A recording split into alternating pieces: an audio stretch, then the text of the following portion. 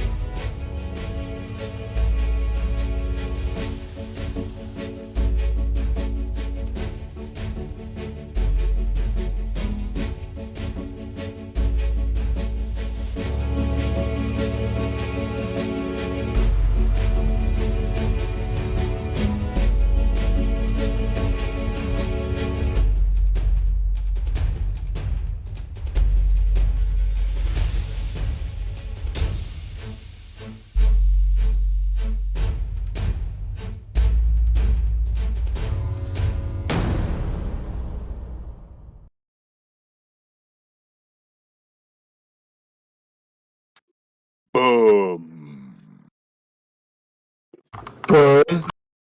The intro is not something that you gotta take lightly.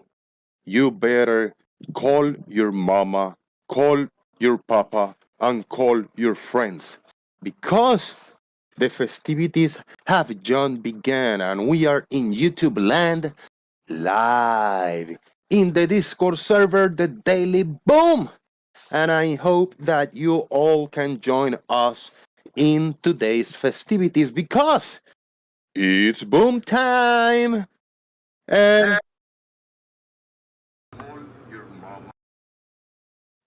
the other Merle, aka Lel, is here, but something is going on with your microphone. It's really loud, it's feedbacking, so can you mute yourself for a few minutes while I do my early shilling, and then we'll sort out your microphone. Lucky Fish Mars, thank you, sir. Shout out to you in YouTube land. We need critical thinking. Devil's Advocate. Jeff G. Hello, are you new? Hello, I am new. Kuso PR1. Lucky Fish Mars and Farmer's Boy.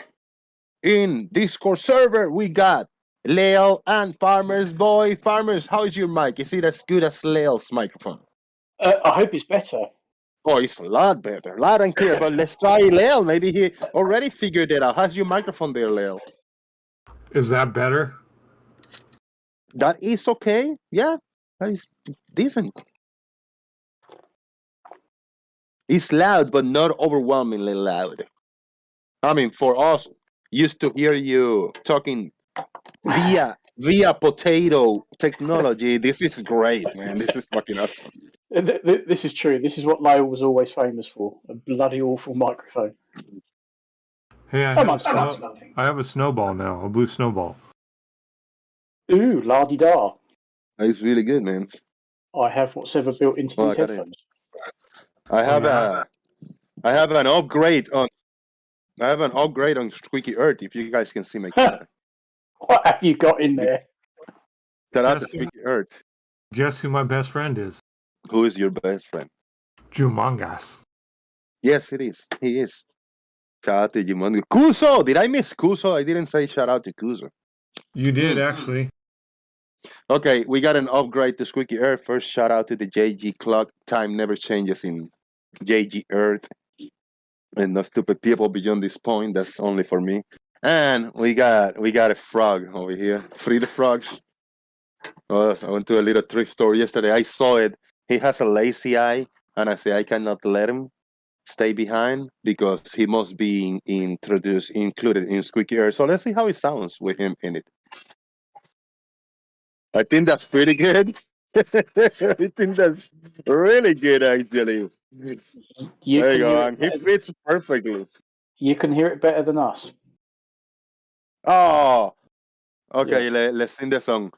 Squeaky Earth, we are in Squeaky Earth. Squeaky Earth, we are in Squeaky Earth. That was good. That's better. We could hear it then. Yeah, there you go. So that's, Froggy. Froggy's Hashtag free the frogs. So you can see he has a lazy eye. So I felt bad for him. I said, I must adopt him, Yeah, who's going to want to buy a frog with a lazy eye? Yeah, I didn't get him because he was only 79 cents. I got it because he got a lazy eye, and I felt bad for him, like for real. Oh, no. Hey, my mom came in. She thought I was singing. No, era Squeaky Earth. Era esto, Squeaky Earth. Hey, mira esto. No te lo jodan. Nah.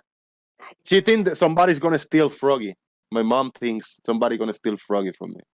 How many frogs fit in Squeaky Earth? A lots of them. No, but it's good. Yeah, just one. There you go. He's just chilling in here. He's chilling over here. It looks good, man. Yep, like it. It's a good feeler.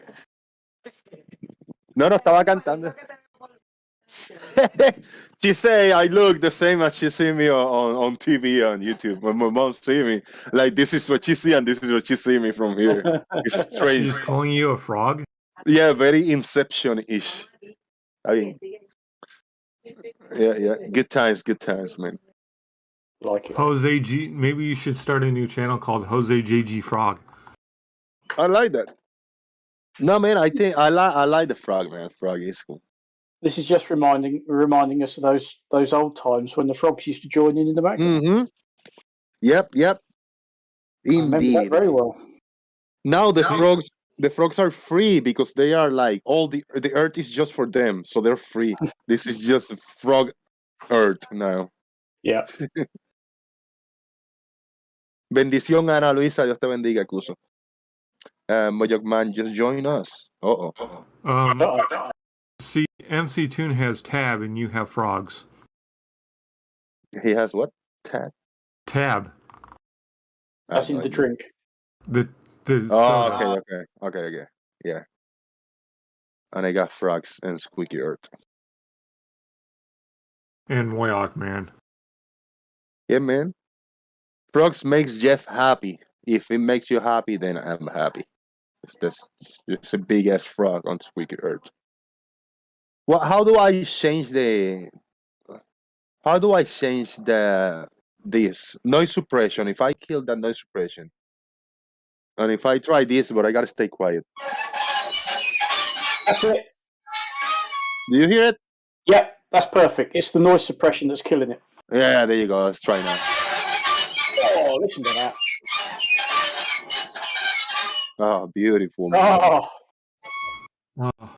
I want to make a point. It's not Squeaky Earth, it's Squeaky Frog. It's good. It makes my teeth hurt when you do that. Yes. You're welcome. You're welcome, man. Yeah, there you go. I'm not going to mess too much with it. I have a paper cut. You want to squeeze some lemon juice in that too? Oh, yeah. Sprinkle some salt to go.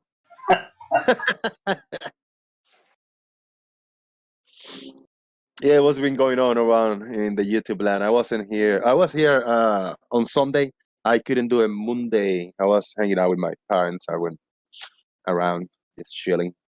That's what I found, Froggy. Some time yesterday. That's fair enough. You get a Monday every week. You don't get your parents every week, do you? Exactly. Yeah. Oh, we had a blast, man, yesterday. I was just chilling around, just chilling, making jokes or whatever. I had a good laugh with them. I do have my parents every week because I live with them. Well, yeah, okay, fair enough. That's good. I really might go to see mine again sometime. Yeah, congrats, man. That's good. How many frogs are how many length of frogs equal the radius of the Earth? I don't know, man. Lots. The lazy eye. The lazy eye is something special here.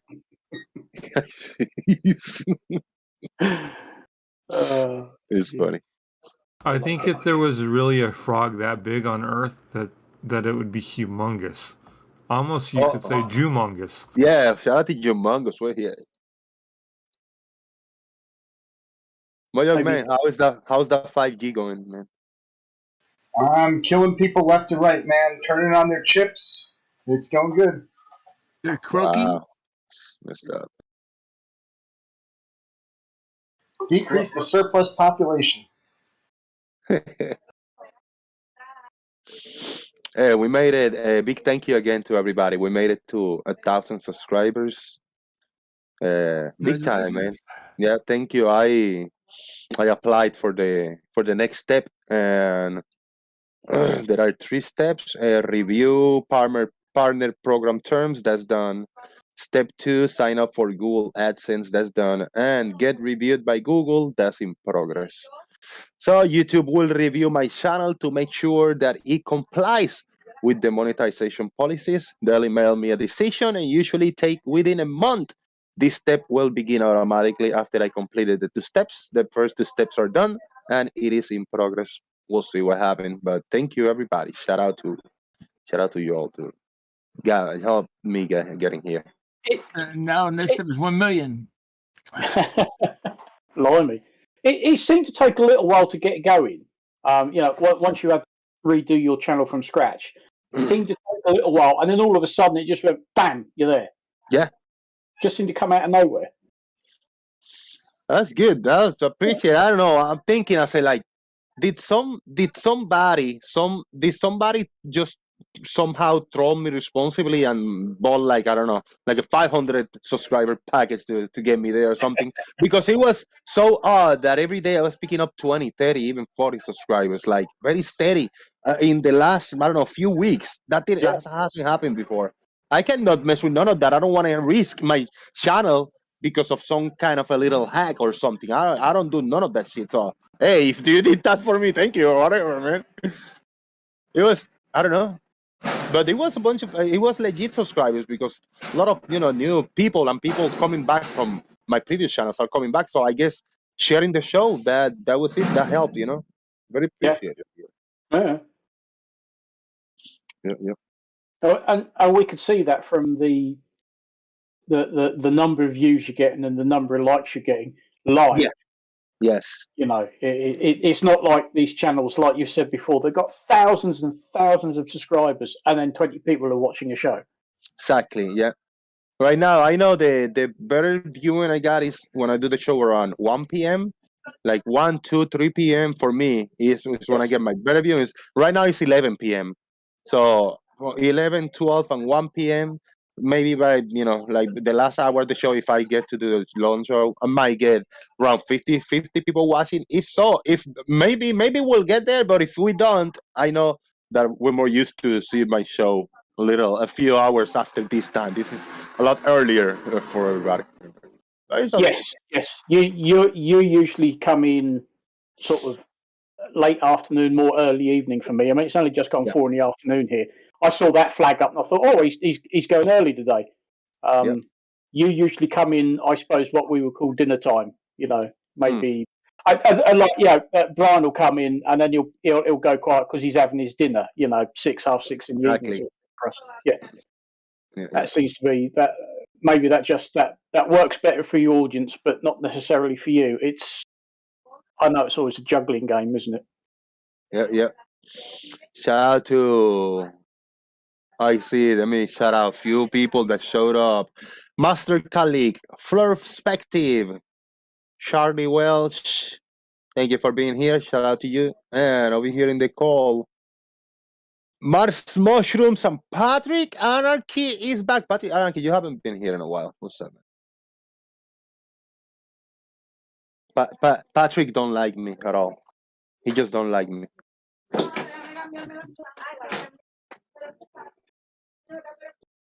Hot mic. Okay. Hot mic. Unmute myself. I'm gonna switch this. I'm gonna share screen. We'll share a few memes or something. If anybody has a video clip or something to share, then we'll get it. Go ahead, man.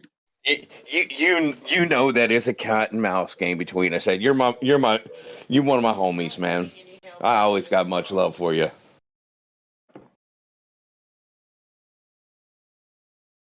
I just put forward the word that put forth the word that your show was on over at Gems. One guy asked about it, so I gave him your link to the Discord. Yeah, that's good. Thank you, man. Yeah, if anybody, you're watching, lurking in the background, you guys want to come in and bring either, a point of contention, a topic, anything, just bring it on. Está bien, atención. Vayan y den la vuelta. I'll share my screen. I'll have a few memes in the background. As I say, if anybody got any special images or pictures, something cool going on, we'll entertain it. I got to mute for a minute while I sort out a couple things in my place here.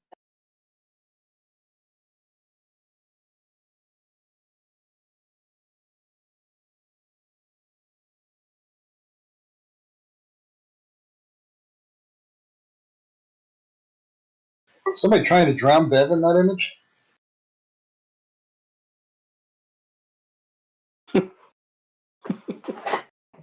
Oh, that's from the video that Ranty put out yesterday, wasn't it? I think. Was it?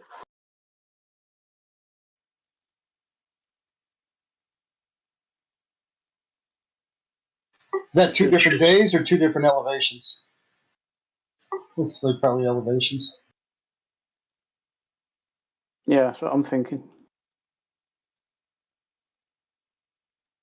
Yeah, that was an interesting video that Ranty did yesterday because he'd gone back to some of his older stuff, and like he said, when he was full on Flurf, and he back then he's saying the same silly stuff that Mr. Y. Benger's saying that. Oh, look at it all getting compressed on the horizon there. Look at it all getting compressed. No, it's behind the curve, you prat. And it's not getting compressed because when it's showing it without the water almost up to the top, it looks exactly the same wide as it does when the water is up to the top. It's just one of the 120 plus excuses for why things disappear beyond the horizon. I mean, we all know why it does, because it's curved. That's why we've got the horizon that we have. But like I said, it's just one of the many, many bullshit excuses that they use to deny reality. I don't think they're totally wrong in saying that refraction moves the horizon, but we don't disagree with that. No. We've been telling them about refraction for years, and until I suppose the last year, 18 months, they've been denying it. And now all of a sudden, oh yeah, it's refraction. Yeah, of course. That's why you can't see the geometric horizon. The question is, can refraction lift the horizon to cover something that's 200, 300 feet above sea level?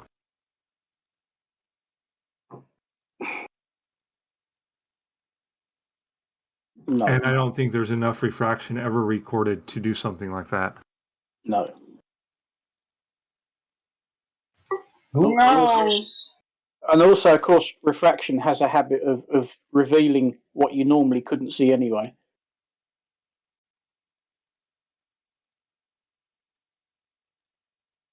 All right. He's back. This image was, somebody added the little Bev meme in there, but it's a legit image. I pinned that yesterday because Ranty Flurspective, he got this on Giphy. He uploaded it. Look at that. How cool. It's an older observation that he have made. Yep. And he did an animated GIF of it. Sure does. I have a problem with the meme with Bev. He's not that tall compared to the tower. Sorry. He's just refraction. He's just not that tall. He's looming. Atmospheric lensing. Yeah, I saw this yesterday. I got like, oh yeah, I like this one because it's like, the stuff that I like to try to catch, when I do observations. We should, I mean, from any point, lower, higher, or whatever, you should be able to see this whole tower. Like, when the fuck is it when the water is all the way at the top? I mean, there is somehow squish and it went to like a, I don't know, harmonica, like one of those little instruments, like a accordion. It went like an accordion from the bottom up, whatever. What the fuck? Yes, we can do clever things with structures, but not that bloody clever. Is atmospheric lensing sentient or something? Because obviously here it can choose between the water and the tower. How is that possible? How does it choose to magnify the water but not the tower? Reasons. God does it? I don't know. No, go away, cat. Oh. No, stay, cat. Cat. I think this image that I'm sharing right now, if you guys are seeing my screen share, I got him right there. Yep. Oh, you'll catch up on YouTube like 30 seconds from now. I guess this is the same building right here, left from higher observation, then a little lower than that, closer to the water, and this is from a lot closer to the surface of the water. And the lower you go, the less you get, the more obstruction from in the bottom you get. Like, very cool visual, this one. Yes, that correct me if I'm wrong, but I believe that might actually be the area. It's a town in the Lake District called Barrow-in-Furness. I've been there. It's very it's a bit grey. That is, I believe, where they certainly used to, might still build nuclear submarines. Shut up. That's nuclear. Nuclear. Of the type that Fight the Flat Earth served on. How about nuclear? Nuclear. Nuclear. That's what I said. Nuclear. Or if you're having trouble with that, atomic. Atomic? No, atomic, not atomic. But yes, that is quite okay. That's a very large building in the sleepy little seaside town of Barrow-in-Furness. And isn't it strange how it disappears from the bottom up? There's no. I'm not going to say the words. Yeah. Smushing. I want to ask. I really want to ask Ranty. Ranty, if you can join us for maybe 5 or 10 minutes, you got to tell us about these observations, because I don't remember if you got this tower. I think I recall seeing it in your old channel back in the day, but you didn't talk a lot about it. I mean, you said like, these observations, this is easy. This is like this shoaling and, like tide bores and all that kind of shit. You kind of brushed it a little bit, but you didn't talk a lot about this. Or I just imagining that you upload this before and you were just holding these observations from uploading it to YouTube for people to see. I don't know. I'm curious to see if you withheld some observations that, you were unable to kind of justify what was going on the flat Earth, or you just... because I actually did held a few observations. I lost a bunch. I still had a bunch, after I left the flat Earth, and I uploaded like the little tower, a little lighthouse with the colors and some boats and some stuff, but I lost a lot of them for just withholding it and just re-recording over them, the SD cards and stuff. I was a little afraid to show those, unable to explain it on a flat Earth. I didn't pay a lot of attention because I said like, this one's kind of, I agree with the globe, but I just cannot believe we still live on a globe. So I'm gonna hold these. I'm gonna sleep on them, and then maybe one day I'm gonna review them, and I'm gonna see how they work on a flat Earth. But I never went back to them, and I just lost a bunch of them.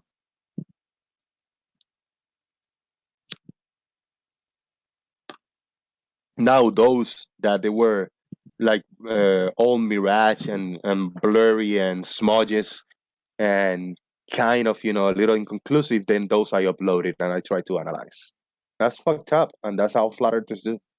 I think most of them do. If they get good, clear images that don't agree with flat Earth, I don't think they present them and upload them. You guys got any experience or know anybody that does that? Yes, I think we all know and love somebody who I think had a habit of doing that. Good old Travis. I mean, he I think he did admit at one point that he only went out and took photos and video at particular times of day, and those times of day were when the conditions were at their worst. You mean the best for showing reality? The best for showing murky, shitty, even if it is supposedly focused images. Let's see when we can get the worst possible conditions to take photos that prove nothing at all.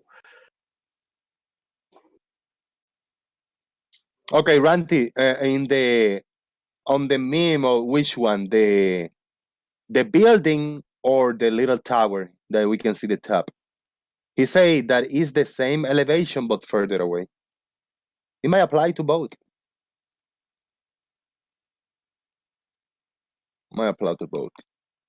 Like this one, it might be is the same thing, same height, but from way further distance away. Makes sense.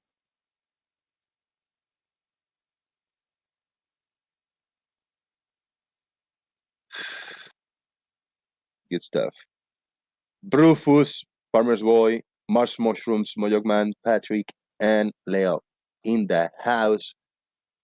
A bunch of people on YouTube, like 41 of you on YouTube. Thank you guys for being here. And please, that's sad. Maybe if I restart, I'll get a better account of the like numbers. I gotta mute. Do you have any more of those 1960s videos that you were bringing up for a while? Man, yeah, those were fun. I gotta start digging. Yeah, I gotta start digging on the archives. Archive.org. I found all of those. Those were really good.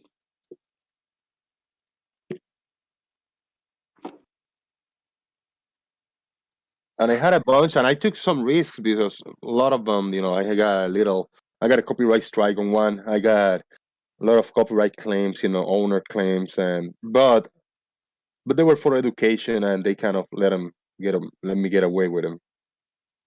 I mean, not for education, for just analysis and criticism,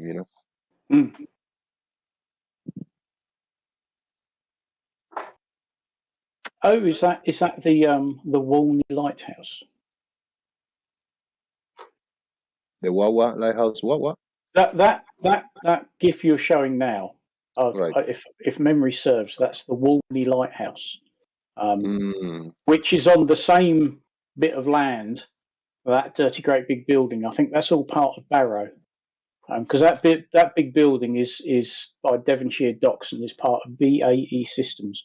I'm fairly certain that's where they make submarines.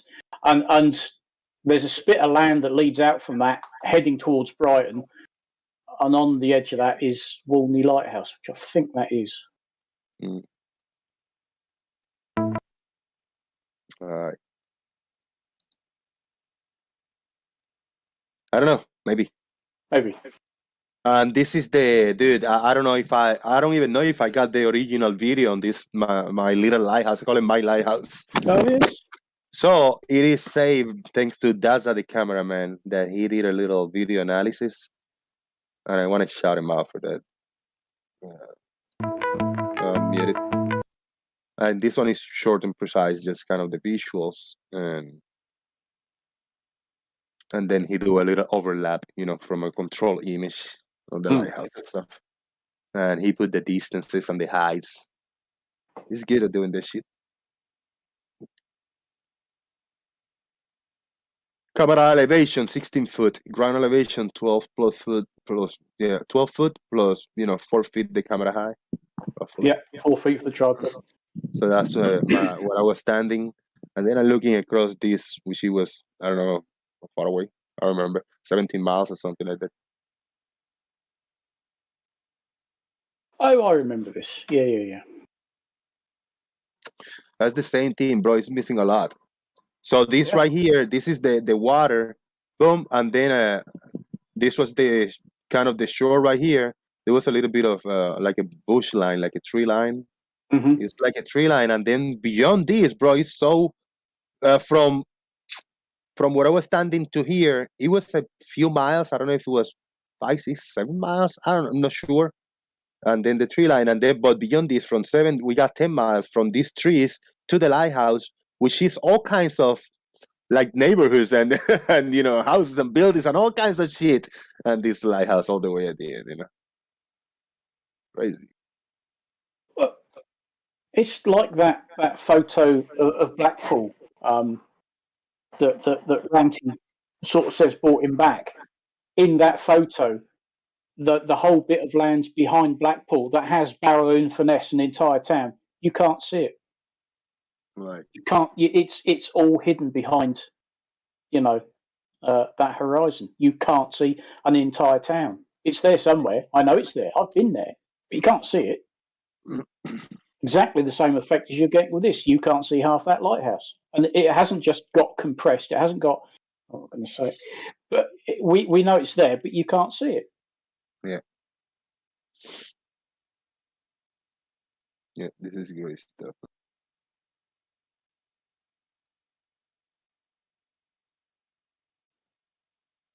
I'm gonna take a quick screenshot here just to save it.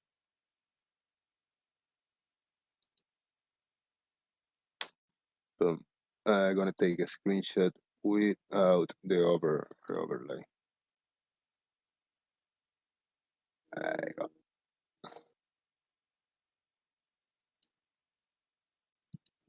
All set. Boom. Shout out to everybody. Good times, good times. Perspective says that this is the same elevation, 33 foot for both, 33 foot. Looking at Walney Lighthouse, one from Anchor Shoal,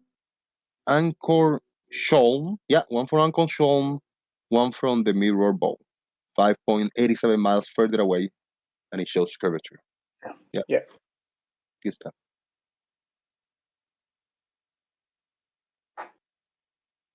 That's what you say. That's what you say.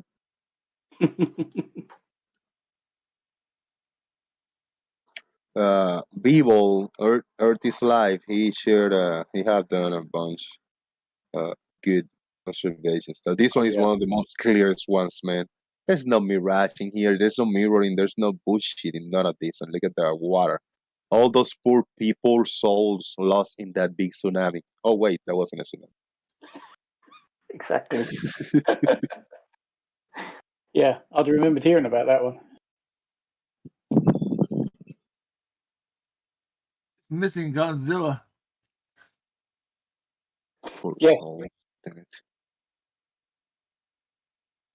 Yeah, I mean that is a particularly good example, isn't it?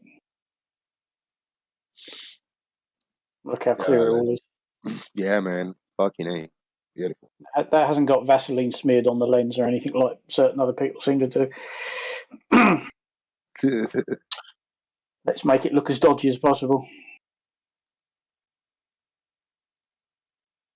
And it's not like, it's not like there's the water and there's a big wall containing the water and then the city is built 100 foot below the water, the seawater level. No, you can't have that. You can't have another like New Orleans, disaster like that.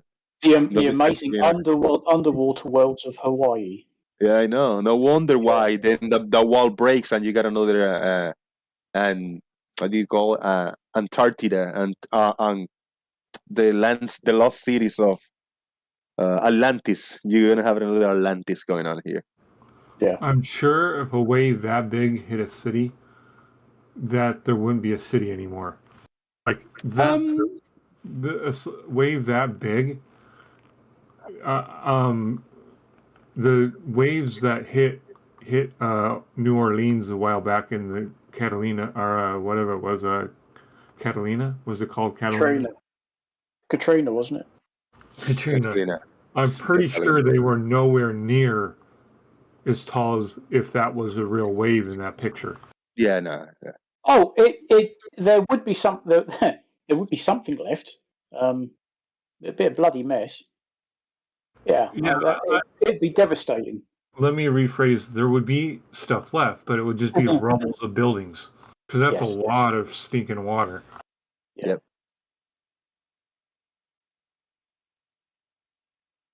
It would take a long time to dig out all that rubble. Yeah. No, and all the amount of cities and stuff that you are missing along the path of the viewing path. Look at that. Because you're looking, this is the building that we're watching it. And then you're looking across a bunch of, I don't know, maybe a harbor with a bunch of little buildings and parking lots, a bunch of shit. Small housing and stuff. Yep, all hidden. All gone. All disappeared there. These are big as like boats and stuff, man. And all these little buildings, it's not like a 7 foot, 8 feet building. These are probably, like a 2-story building, including the attic and all that shit, the top. This is high lot that is missing over here. Yeah, if that was a flat Earth, then that wave would have to be the same height as whatever it's hiding, at least. So if you've got a 30-foot building that you can't see, that wave's got to be at least 30 foot tall.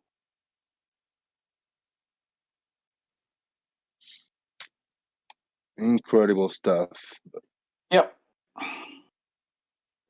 Just ignore it, man. Just ignore all of that. Never mind. Don't worry about it. Well, just go on pretending that the Earth is flat. Yeah. Just don't worry about it.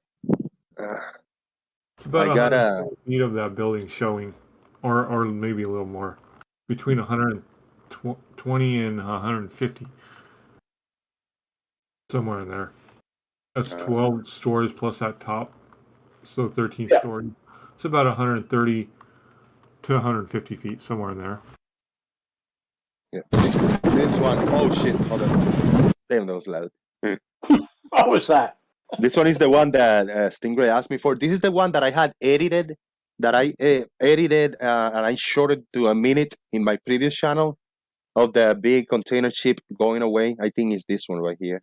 Gosh, look, it's sinking. Quick, man, the lifeboats. Yeah, that's the unedited one, so I'll let it play in the background a little bit. You see, I got it in Google Drive.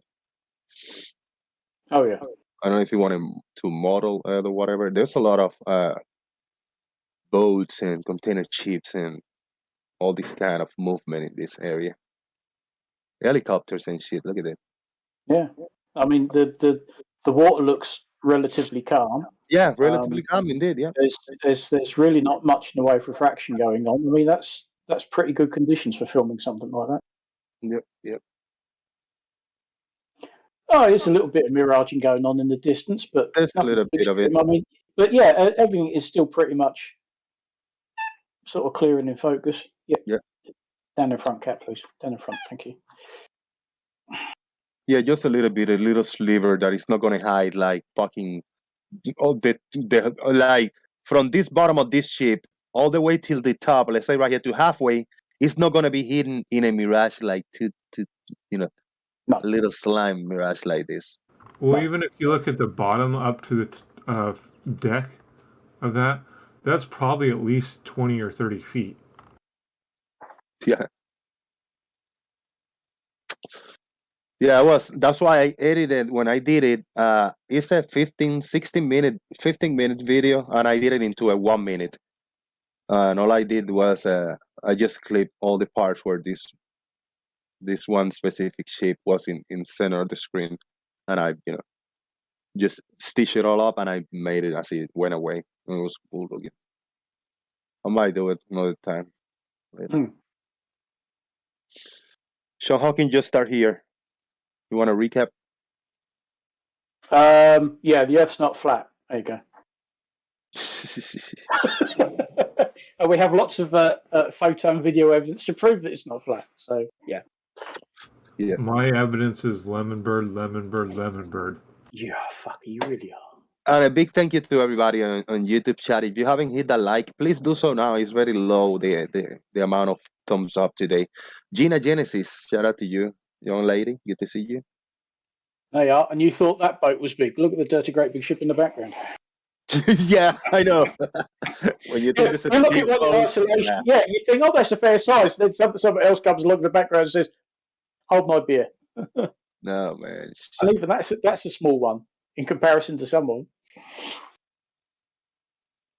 A little shaky, the shakiness make it look a little odd because, it had a cheaper, smaller tripod, I'm guessing that the red that's red on that bottom, right? Yeah, That reddish. bigger one. That has to be at least 60 feet high. At least, bro. Yeah. Oh, that one on the right-hand side? Yeah, that's huge, man. I'd say just the hull of the ship's probably 40, 50 feet plus. And then you've got the superstructure on top of that. I mean, they're big old things. When you're talking about the hull of the ship, are you including the stuff in the water? Because I'm only including the stuff that we see. No, I was only talking about what we what we can see. That's a good 40, 50 feet at least. And I suspect he certainly looks like, from the way he's sitting in the water, he's running empty. You guys see it, right? I mean, if you're on my screen share. Yeah. Okay. Yeah, it looks fine. All right. How does it look in YouTube? Anybody give me some feedback on YouTube? I can look at it here. I'll look at it here. No, it looks fine in YouTube as well. It looks decent, yeah. Not too laggy at all. Good. No. Good. I'll have to find it, but me and Rumpus worked out a problem, a calculation where you could calculate the hull of that ship that we did see. If it was right next to you and you could measure the 50 feet or however tall it is, we could determine how far it would have to travel before the whole hull would be underwater or appear to be underwater. Yeah. I'll have to find it somewhere. I don't know where I have it at. Now look, this thing right here, it's like a little crane. It's gonna start moving in a moment. And you can see the movement taking place little by little. Looks flat on YouTube. Shout out to RT96. RT96! I'm happy for RT96, man. You know why? Because now Albert Einstein is hanging out with Oppenheimer. Oh, I saw that, yes. On RT96 house. Yeah. Boom! Shout out to RT96. I'm so happy you got this, brother. Hails to the yeah. Hey, Jose, I just sent you a DM. Yeah. It was a video, 1960s video on the Cavendish experiment. I don't know if you've seen it before. I might have. It's where he takes boxes of sand and attracts water. Good. And he also shows what happens when static electricity is involved and how you counteract that. All right. Yeah, we'll look at it later. Now, this right here, I never figured out what this was. It's just, I mean, I don't know. It looks odd. It doesn't look like a boat shape. It's just a little top, a little tippy top over here cruising. Yeah, job to tell, isn't it? Is it a rig of some kind? Have they got rigs out there? Well, but it's not the buoy moving. The buoy must be stationary. I guess it's not a rig then, because that's moving. Oh, fuck. Damn it. Oh, was that the end? No. It was just. I hold on. There you go. I just clicked. Okay. That's not a rig then. Yeah, it's no. It's moving. It's moving. It could be refraction. Right. Well, A, you can't see any of it. B, you're looking at it, I would say, from behind at an angle. That's going to throw off what it looks like. I mean, it's not. It's obviously a boat or a ship of some kind, but I mean that isn't sinking. There doesn't seem to be any signs of panic. It's still plodding along. Yeah, it's cruising. Yeah. Engines are still running. You can see the smoke coming out of the stack at the top. Look, there. back here. It's a little something too moving. Oh yeah. It's a little tip of something there. I mean, that is so obviously you're looking across a curved surface.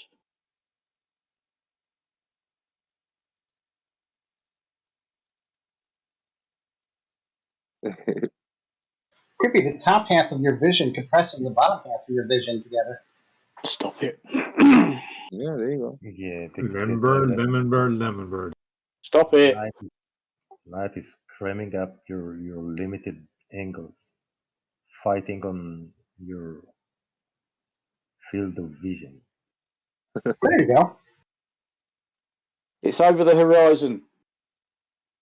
By the way, I a while back I had a chance to talk to Lemon Bird privately, and I have like a diagram, and I kind of understand what he's talking about when he says the top half and bottom half of your vision. If you're staying, let's say, 25 feet from a building, the angle to the bottom of the building is going to be less than the angle to the top of the building, and that's what he's talking about. The top half of your vision is greater than the bottom half of your vision. And what when you're Because he above doesn't the wanna- elevation of the boat? Well, he What's just then? doesn't want to. He just doesn't want to word it like putting angles there because that kind of destroys his argument. Oh, yeah. This is the one boat that I caught in the beginning. Look, and it's missing more the further it goes. It's going sideways. It's going to the right plus further away. Wait, 7:55 minutes. Let me go to the beginning a little bit right here. Is this one right here? Yep, Let's that's see. the one. 7:55. Oh, let me get it past this one so we can see a little bit more. Where you at? Right here. Get an idea what you got, and then we got it right here. Yeah. Yeah. And it's still keeping the roughly the same, angular, the same angular size, roughly close to Well, the same. we can angular. still make out the same amount of detail Yeah, for everything that's above exactly. the horizon. Strange that. Yeah. As I say, very tiny amount above the horizon, just a little bit of a mirage, which is not going to hide everything that's missing on the boat. No, of course it's not. That's just ridiculous.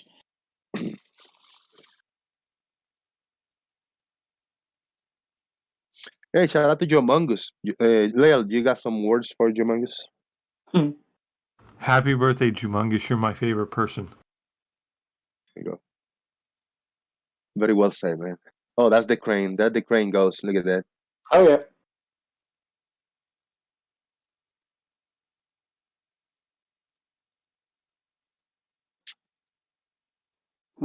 It's not CGI now. Brian Mabbott might say that this is CGI or manipulated when it's just they just do this video. They're standing there. It was windy and cold. No, he will just tell you, listen, you're intelligent people. Water Does not stick curve. to a ball. Yeah, they Yeah. can't carry their own weight. You've all been brainwashed. Yeah. You fucking cunts. I mean, sorry, no swearing. Nah, it needs more passion, more anger. But yeah. Yeah. Or it needs you to feel like you're having a coronary. It was cool to go to this place and just watch the traffic. The traffic on the I was going to say, water. it certainly looks very Yeah. busy. Water vehicles all over the place, man. Yeah. I mean, obviously, they're a decent distance apart, I guess, but even so. Why did the birds follow the ship? I don't know, maybe the motors and the blades just cutting fish and chopping whatever life around them. They're just eating it behind the boat. I don't know. They're dropping shit behind the thing. I don't know. Maybe But it it was almost- just With your really naked eye, could you see that ship in the background? Could you see that ship with your naked eye? Yes. Smaller, you couldn't make all the detail, but you could see it. Yeah. Did it change in its aspect ratio much when you actually zoomed in on it? And in the aspect ratio, no, it looked The height pretty to much. width. Yeah, I mean, of course, it was really small with my naked eye, so I maximized that it looks bigger, but pretty much the same amount of, you pretty much see the same with your naked eye. You see it like that. Just smaller. I mean, if you had good sight. I could barely. I saw it all blurred because of my eye. Even with the glasses, a little bit blurred because of the angle and the sunlights and the brightness. Yeah, I just couldn't see with my naked eyes.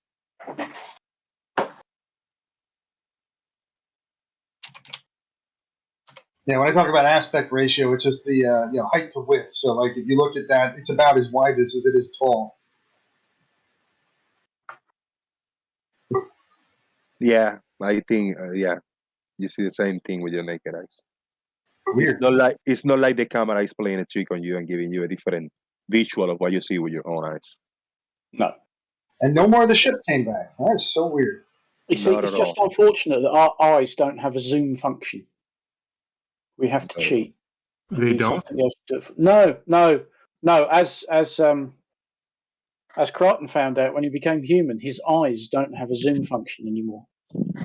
We can't zoom in on things with our natural eye, as somebody likes to call them.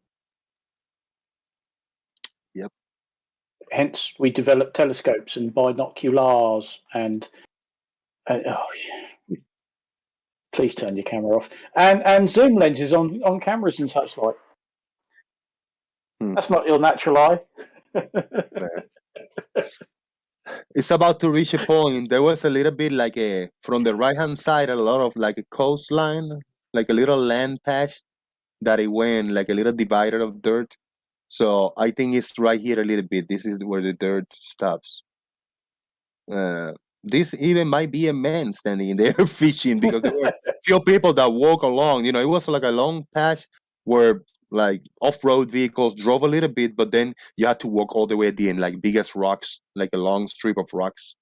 So this ship was going like behind that. So you're gonna see that little bit of piece of land blocking it a little bit in a minute, like right at the end. Like a breaker? How you call Yeah, it? I think so. Yeah, like a breaker. Yeah, there you go. Let's see. Oh yes. Yeah. You got some off-road vehicles sometimes, driving somewhere around here, and then people walking around, go fishing and just chilling around.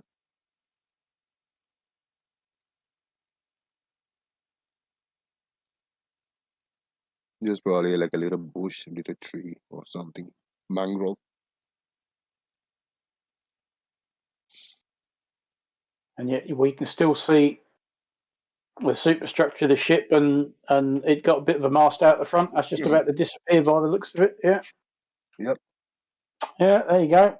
It's got absolutely fuck all to do with the Rayleigh criteria. At all, yeah. Fuck all to do with it. Fuck all to do with that.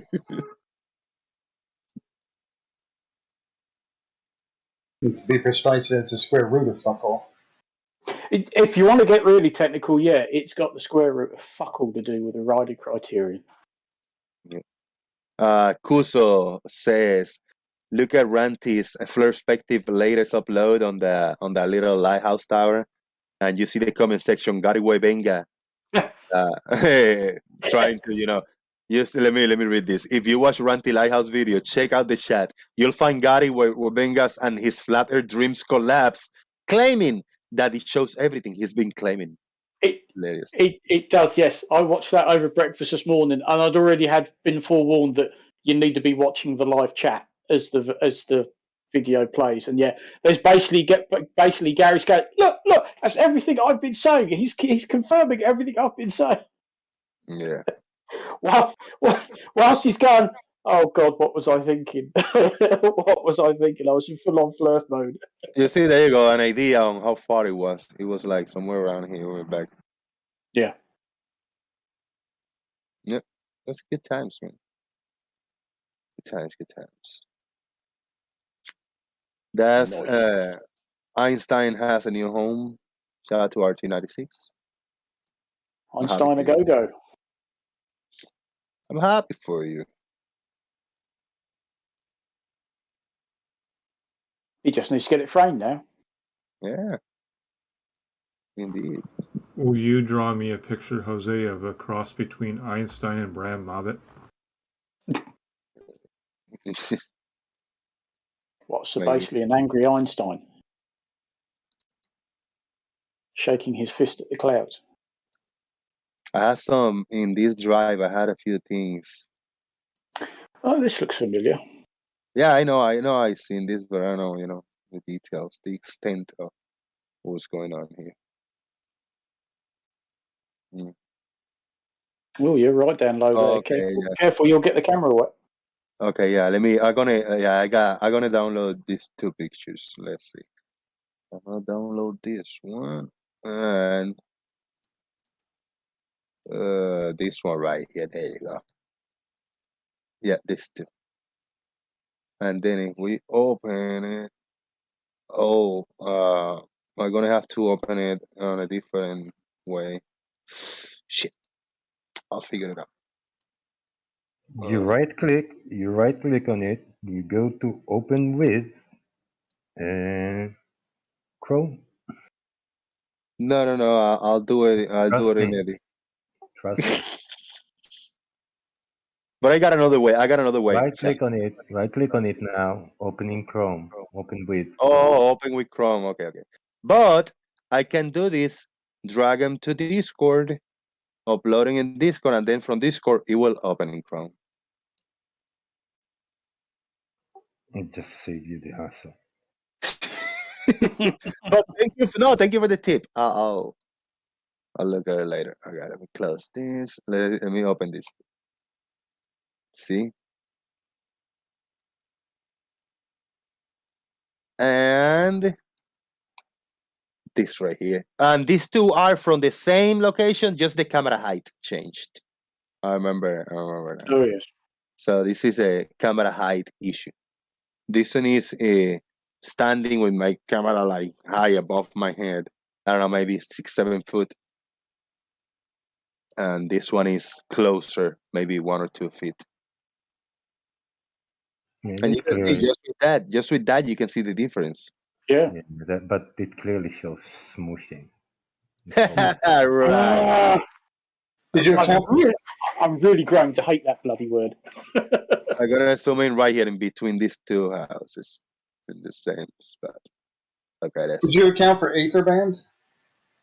Drink. Now let me zoom in a different place. Right here in this column, right in the crosshair. Oh, yes, that's a good. And I'm gonna zoom in right here in this column, I guess in this area. That was it. Yeah. There you go. There you go. Yeah, you can't. You can't see that you've lost the garden completely. There's a hedge. There's a garden in front of that building. Yeah, and you All can gone. see actually, yeah, when it's when this, look at the water, and just right above the water, there's a tiny bit of distortion just above the water, Yeah. just a little bit, but it's not as much as to raise this water line that is right here. This is the shore right here. This is the shore right here, and this probably a little bit of a sand, little piece, and then you got the garden, and then you got this right here. Yeah. I mean, how the fuck is that even possible? The camera is not under the height of the waves. It's not. I mean, the waves are not higher than the camera. Did you take parallax into account? Yeah, right. Yeah, because parallax works like that, doesn't it? Well, it actually is. And if you believe parallax is a thing, then you know the water should be curving. Yeah, there's a little bit of stretching when you're really closer to the water because of whatever. But still, it doesn't account for the water is down here, and then the water is up here. Parallax does. And just a simple observation. Are you having a Gary moment? No, listen. If you move down and you see something going up, you know it's there, right? You know it moved, and there's no way it would cover the land before it if it wasn't really above it relative to you.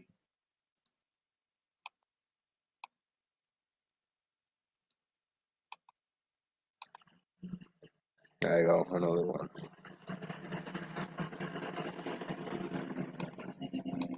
Trying to get it as close as possible to. Was that little miniature steam train that just went by? Yeah, I don't know. All right, yeah, good stuff, man. Good stuff. The debate. Let me see. How far is What? that? I'm sorry. How far is that? I don't remember, man. Maybe it's 3-4 miles away. 3 or 4. It's close. I know the standing. I can see, like, it's just right there.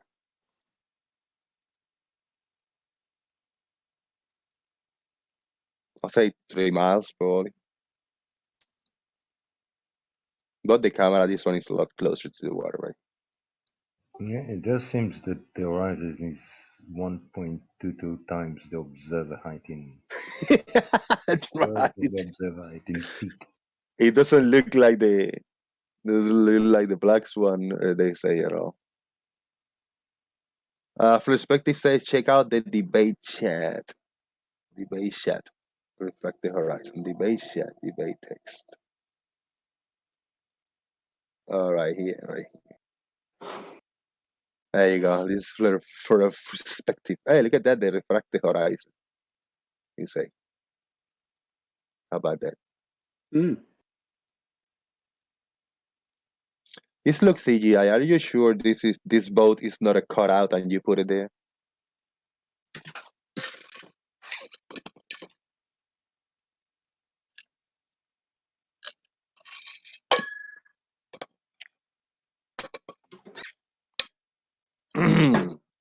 So I was just pulling an Arwin. How in my zip of drink over here.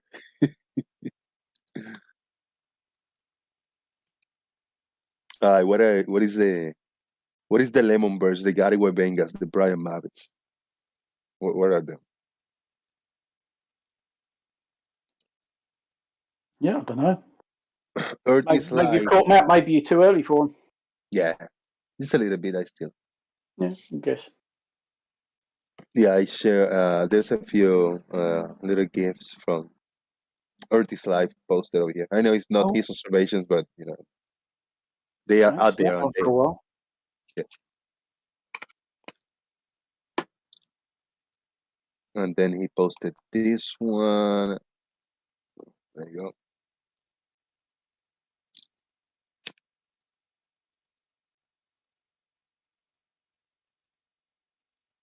So I'm doing a little bit of looking stuff up, and I'm looking up atmospheric lensing on atmospheric lensing on Google Scholar.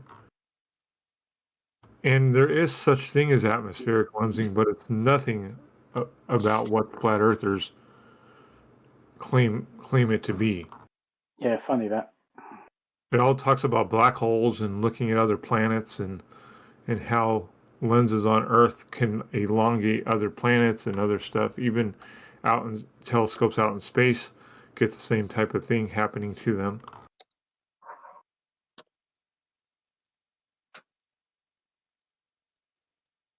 And that's my limited knowledge. I mean, I don't really understand what they're talking about.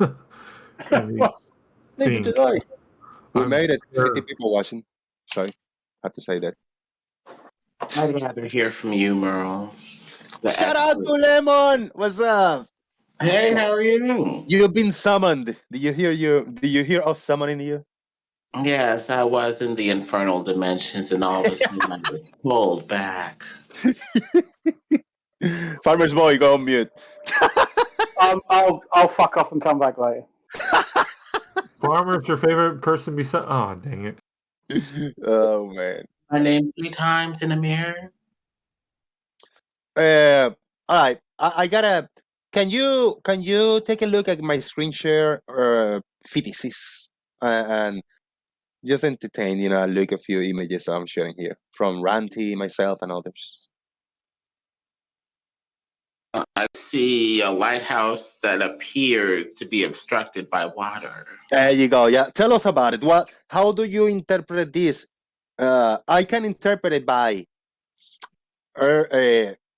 is curvature involved into this, and this is actually the same height, Lemon, but it's the distance changed.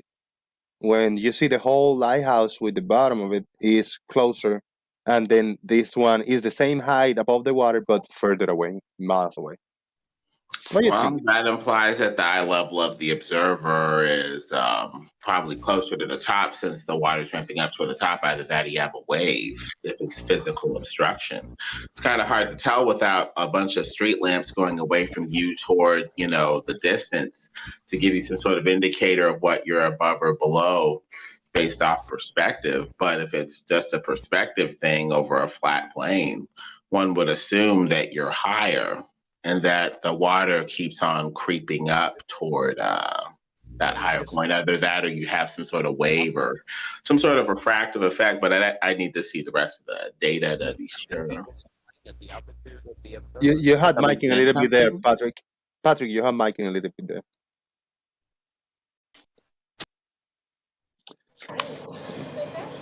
Because the main flatty contention is that perspective makes something, disappear bottom up, especially if you're down below the halfway point of that object. Didn't disappear bottom up. The only thing that changed, which was explained by Jose, was the position of the observer, not the altitude of the observer above sea level, just their distance from the object. One was taken closer. One was taken further away. Altitude never changed. Has nothing to do with perspective. So things would continue ramping up basically toward the level of the eyes of the observer if you get closer. I mean, further and further. Nothing ever ramps up towards the level of the eye. Ramp up in that you're looking over a table and it looks like the table's kind of ramping up toward. No, it never really does. It never ever really does. Let me look from the ground to the horizon. What does your head do? You have to raise it up. That's why over a flat plane, we say the horizon rises up toward the level of the eyes, because when you look from the ground to the horizon, you have to raise your head up. Let me try this, Patrick. Hold on, Chai, really quick. Now, I want to agree with Lemonbird that where the horizon and the floor and the ground appear to ramp up. Let me agree with you in that it appears to do so, but it's not just the ground that appears to ramp up, it's everything in the ground appears to ramp up. So if we see this observation like this, when we see the whole lighthouse, when it appears to ramp up, the lighthouse should be above this, the whole thing. The piece of land and the lighthouse just appear to ramp up, everything on it. It's not just the ground, it's everything in the ground appears to ramp up uniformly, Lemonbird. You got to know that's perspective 101. You wouldn't quite expect that to happen. The lighthouse is taller than the stuff on the ground. So the stuff on the ground that is closer to the ground and shorter will simply vanish out and appear to just, shrink and disappear faster than the taller lighthouse. So the taller lighthouse will still be preserved and appear to set bottom up, while the other stuff will have basically just, smushed and vanished.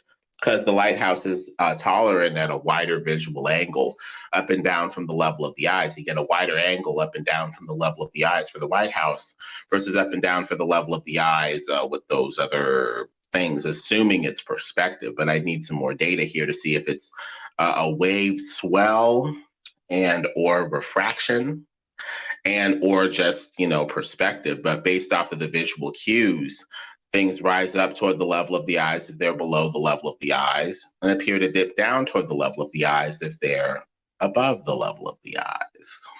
Well, visual cues I see, there's like maybe 100 waves in the field of view. So I don't see a swell doing that, do you? I mean, don't you use the same visual cues I do? Well, the water, a 6-foot wave of water can obstruct a whole lot more far away from the wave than close to the wave. Close to the 6-foot wave of water, assuming these are wave swells, a 6-foot wave might be able to block 12 feet of, object. Right, but far away from the 6-foot wave that same 6 foot wave may be sufficient of blocking 24 feet or something like that. Sure. So there's Why? a lot of different optics we have to explore here. Because the wave does not get smaller with distance, right? That's why when it's in the distance, it will cover more. It's just like holding a coin in front of a car. Right. It's going to have more opportunity to obstruct what's beyond. Lemon, as far as you go away from the coin, the less card it obstruct, not more. But it can still obstruct what's beyond. And so, less and less. What's happening with the wave? I mean, I need some more information here. So if you had a wave of 6 foot that covered the whole lighthouse, when you're close to it, when you get farther away, it will cover less. Well, that's why provision and perspective is so tricky. I mean, how close is that 6 foot swell to the camera, assuming a wave is obstructing what's beyond? Was the wave brought closer to the further observer, or was it pushed away from the further observer? Is the observer close enough to the 6 foot wave, or is the observer further away from the 6 foot wave? What's closer to what? This is hold on. This is 30 feet above the water. This way, there's no wave over 30 feet. Let's say there's a 10-foot wave in between the camera and the lighthouse. The camera is way above it, and a 10-foot wave will never go above that center line to block anything in the background. The 10-foot wave is never going to block more than a 10-foot. But we don't say that the coin in front of the car is a 6 foot coin. It just depends on how close it is to the camera to block out the visual scene beyond. It has to be more than halfway. It has to be more above the object in the background. The coin, it has to be above the object in the background or above the middle, the center line of the camera. I mean, or right through the lens. So this isn't the case with any observation over water. The wave's only right up in front of the camera. So let's explore this picture. You say the only thing that you did was back away from the lighthouse. Is that correct? Yes. Okay, so based off of backing away from the lighthouse and all the conditions being the same, the only thing that would explain what's going on is either, you're basically have the ground approaching the true eye level, which would be close to the top of that camera, or you're re-angling the camera, or a wave that's, close to you, really close to you, that 6 feet came up and whoosh, like a coin in front of a car. It's like 30 foot. It's 30 foot high, 30 feet high, observer. I mean, a coin's not 6 feet when it's in front of you blocking what's beyond. It's just a small object that's able to crowd out the rest of your visual field if it's really close to you. So other than that, I don't know how to explain this other than, refraction over a flat plane refraction. Are you essentially being obtuse, Lemon? He's at 30 feet. So how did that wave jump up 30 feet in front of him? It didn't. Like I said, Moyak, a coin is only an inch, but it appears to be, quote unquote, 6 feet tall and block a car that is 6 feet tall or whatever away from the coin. When it's below you, but it could be enough to block out that part of the visual field if it is close to the observer. So that's why I keep on returning to that analogy. You have a very small object in the foreground that's able to crowd out the visual field in the background and seem to tower, taller. Hold on, I need clarification. So if we got a 6 foot observer and I'm looking at a neighbor's car right here, how does the coin is going to block the car? It just blocks out more of your visual field. The coin, as you and I both know, is not that tall, but it the coin must be part of that visual field. So the coin must be brought up to the center, to my eyes, to my eye level. Because if you sit on the ground, I'm 6 foot, and the coin is an inch or 2 inches tall, right? So this coin should be brought up to my view in order to block the car, right? It will block the top and bottom half of your visual field and block out that car. But the coin, you must physically bring the coin up to my 6 foot so you can block my view. So you can block the car, right? It's good enough to block out if it's from the level of the eyes down and you're 6 feet, say 5 feet of what's beyond, depending on how the coin is placed in your So with the coin then explanation, you mean that there's a wave at least 30 foot or 25 foot blocking in front of my eyes to block this Not light. if you take the analogy point for point, the way that it's supposed to be in this example. The coin is obviously not 6 feet. This wave is obviously not 20 or 50 feet.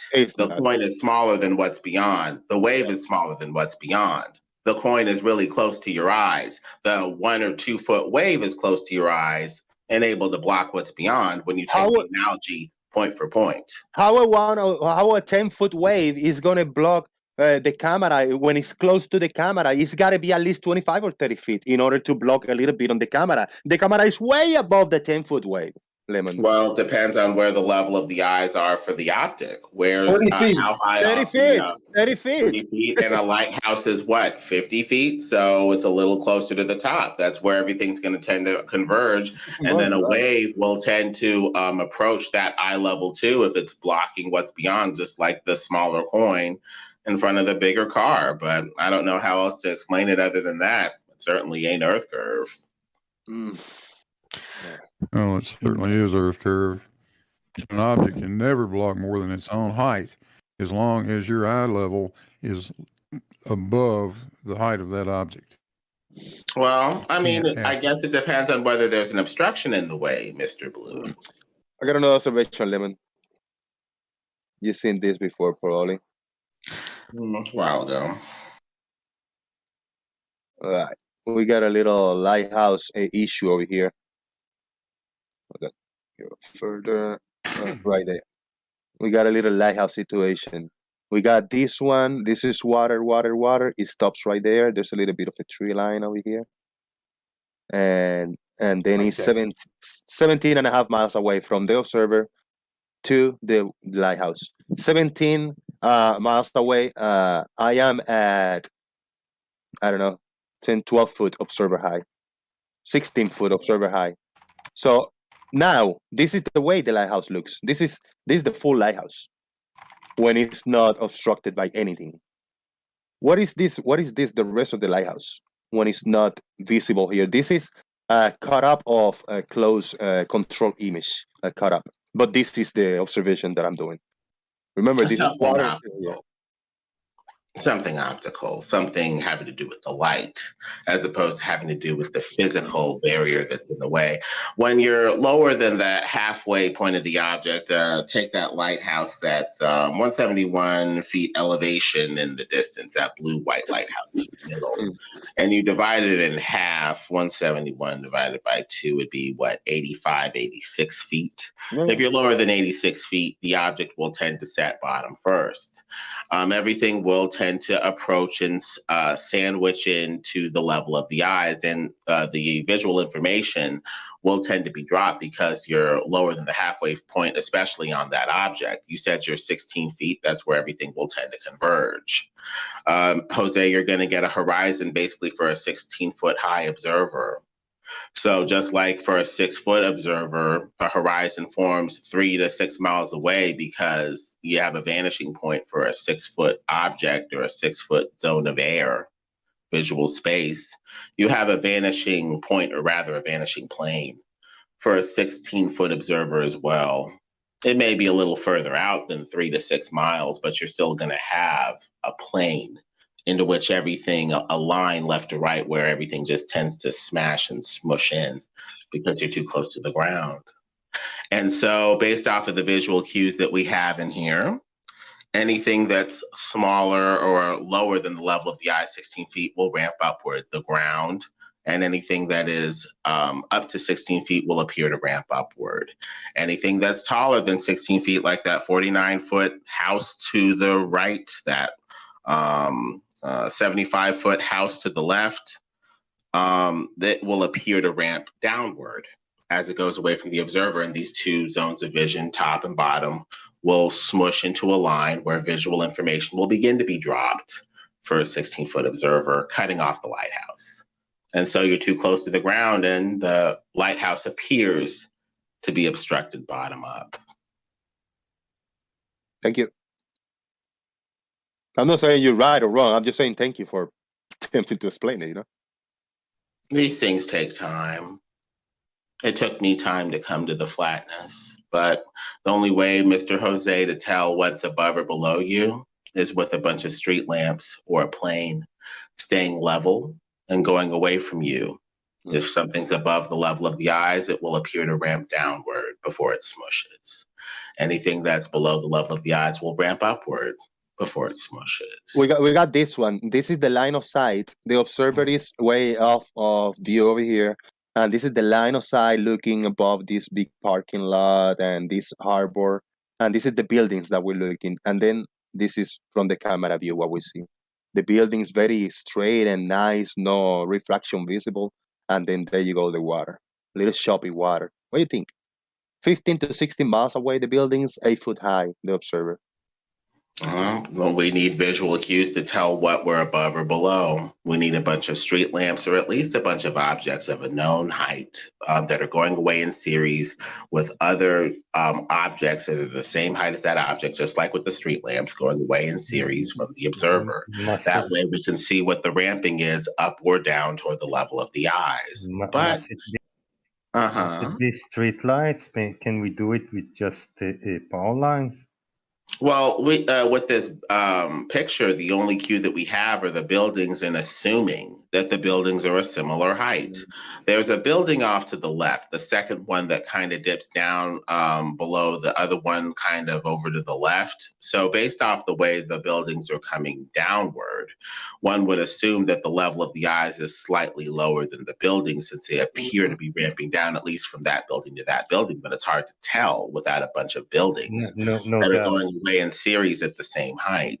No, there's no doubt. It says there elevation 8 feet. So obviously they are below the buildings. Oh, perfect. I just need to do some reading. Excellent. 8 feet above the observer. Okay, perfect. Everything's ramping down toward the 8 foot level of the eyes. Perfect. Really quick. I got a quick comment. Do you think we should have a moment of silence for all these poor souls that are lost on the bottom floors on these buildings? Well, just like the analogy that I tried to work out that for some reason we're not quite applying to this observation, the small 1 foot coin can obstruct a whole lot of stuff beyond the observer. A 1 foot crest of wave, even below the level of the eye, would be enough to obstruct what is beyond if you're at the right visual angle. But I guess we'd have to look into this further, gentlemen. The same principle still applies. You're 8 feet off the ground. Everything will tend to approach that level of the eyes. And if the object is too tall, the visual information is lost, gentlemen. How much further? That bottom first. Total contradictions.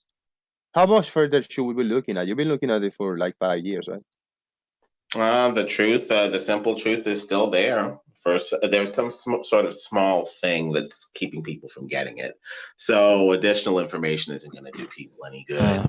I got to do it. Okay, I'm gonna let you have the floor. Simplicity, truth.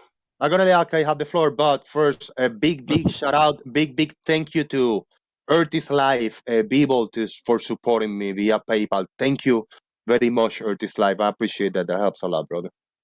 Okay, man, you've been one. I keep interrupting you. Go ahead, man. So to prove that it's just every time Lemon speaks, he talks nonsense about how perspective works in the first place. Like what he's saying just isn't accurate. He gets one part partially correct, and then everything else that comes after is mostly contradictions that he has to make up to make his theories work. He literally just did it a second ago. He constantly talks about everything converging towards eye level, and then in the same breath says a 1 foot wave below you can still chuck something higher. I mean, it's just complete nonsense. That's not how perspective works at all. So it's not even really something that requires a lot of argumentation. He's literally just lying or making stuff up, whatever way you want to put it. After 5 years, you would need to err on the side of dishonesty. But even when he's trying to argue away some of these points, he just fails to recognize the things that don't fit with his narrative very well, and only sticks to the things he thinks works. So he wants to talk about how the coin will block your view, totally ignoring the fact that the sea surface isn't right in front of the camera. He wants to claim there's a 30-foot wave or the equivalence of a large swell that can create that effect. But in order for that to happen, it would need to be really close to the camera. But not only that, you can see in the imagery that it's miles and miles of sea surface with lots of little waves on it. Obeying the laws of perspective as the surface gets further away and all the waves get smaller and smaller. Okay, so we got 53 watching. We got 54 watching, 34 likes. Everybody hit the like. We made it to 1,000 subscribers. Boom! Sorry, I had to say that. Anyway, it's cool. It's just like it is ignoring the laws of perspective while he's trying to claim the laws of perspective is basically the point. There's no consistency in what he's trying to claim. It's not just that perspective doesn't work that way. It's just that what he says contradicts itself. It's just nonsense. Lemon, when I see this picture of Bebo as his life, and it looks to me the same as a picture, same as if there was a hill in front of the buildings. Looks just the same. Hill, building, water, building. Why should I suspect that it's any different? There's something else going on here. Because you haven't shown obstruction with a laser. To show obstruction, Shaiki, to show obstruction, you need to make a two-way observation trying to peer through the obstruction in the middle. Now, if you make an observation from point A to point B and from point B to point A, and there's something in the middle, right between the two observations, then you should be able to show that with a laser that you hit in the middle of the object blocking the two observations. It doesn't appear to be like that. I don't know what laser is, Lemon. I'm a simple man. I don't know what laser is. See a picture with water in front of building and dirt in front of building, and they look just the same. Why? I'm a simple person too. I need some magical device. It's called laser. It will show me anything different. I'm a simple person too. And when I look down a hallway, it appears to be two planes of vision that are coming together and appear to be smashing together, forming a line or beginning to form a line. So as far as I can tell, you really don't need an earth obstruction to explain what you're seeing visually. It could be over a flat surface. It could be physical obstruction. We need a way to break the tie with like a laser hitting the obstruction in the middle, or we need to see if the horizon ramps up toward yet again, the level of the eye is consistent with a flat surface or drops down in a way immediately with no ramping upward, like it would on a ball, and go from there.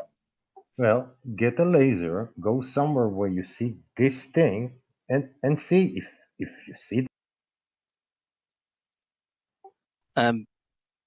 On it, we've done that. A laser. Chaiki, they've done that so many times, and every time they do that, like 20 miles away, laser shore to shore, you all come back and say, it's just atmospheric refraction lifting everything up on both sides. No. Honestly, we're at a stalemate. Chaiki, I was specific. I want to see this and the laser at the same time. You've been in this game long enough to know that's already been done. Okay. No. So now we're at a stalemate. So you have to prove that there's a hump of Earth curve in the way, as you just claimed. It's a hill. Did you listen to me? I want to see the building disappear and the laser don't. Not that I can see a laser. No buildings. What? Buildings buildings obstructed, and you can see the laser. At the Jose same adding time, my name. No, do you understand what I'm telling you? He's trying to get super chats. I know his. This channel is still not monetized, so I'm just teasing. Ali, I think our main point of contention here that we're differing with the ballers, at least if you ask me, is you're assuming eye level is a line that is preserved from observer to observation. I think that eye level, just like that coin, can compress a whole lot of unprocessed visual information, and even quote unquote your eye level can compress a lot of visual information that's above and below the level of the eye into what you call quote unquote your eye level. And I think that this compressed visual angle can no longer be discerned by the observer as to what's truly above or below quote unquote eye level without a laser. So I think we're dealing with totally different optics here, Ali K. Well, I mean, a laser is just light, so it doesn't really make a difference. It's sort of subject to refraction. It refracts, diffracts, it diverges. It's no different from any other type of light. But well, if that's the case, usually then we're over seeing a the short laser. enough distance, it can appear to create a line that you can follow, and it stands out visually from the rest of the scene. That's its useful purpose. And Okay, amongst the many flat Earth tests that have been done, we can look at D. Marble's test in Seattle, and you can see the laser curving over the water. Okay, so if you're saying a laser is just like any other light, we see over a flat surface light that's more or less hitting the eye straight on. Either that, or you have to commit to both the laser curving and the image curving and being deceptively curved when actually it's flat. Which way is it going to be? Is the image deceptively curving like the laser's deceptively curving from a straight line standard? Which image? What image are you talking about? What are you talking about? It looks flat. Be more specific. It looks flat here. The horizon looks to be like a flat line. It doesn't appear to be curving. So if the horizon is flat, going back to the fact that you don't understand what a horizon is.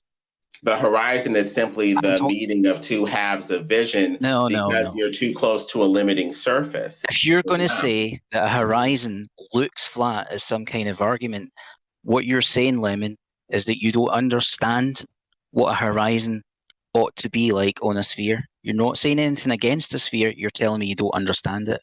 But you're preventing understanding by trying to wrap what would otherwise be observed as a flat surface around a ball. So basically, you're preventing understanding by mangling understanding and mangling our proper understanding of what our senses are presenting to us and forcing us to try to superimpose that onto a ball, which we don't sense. I got a question. I need to ask a question to Lemon Bird, and then I got an image for Chris to talk to us for a minute here. But I got a quick question for Lemon. Lemon, about the light behavior, Snell's law, Fermat's principle. What about those? Do you gotta deny those and its behavior is different, or with a laser? Or are you following Snell's law and Fermat's principle on light? It's simply a reapplication of the same laws. I mean, the same principles still apply over a flat plane. We're just reinterpreting them toward a flat surface. That's it. The laws don't change. Chris Berry, I got an image here. I don't know if Doofy is here. Doofy, if you can just for a minute. You brought this to my attention. I don't know what we're looking at. Chris Berry, is this so your basically, image?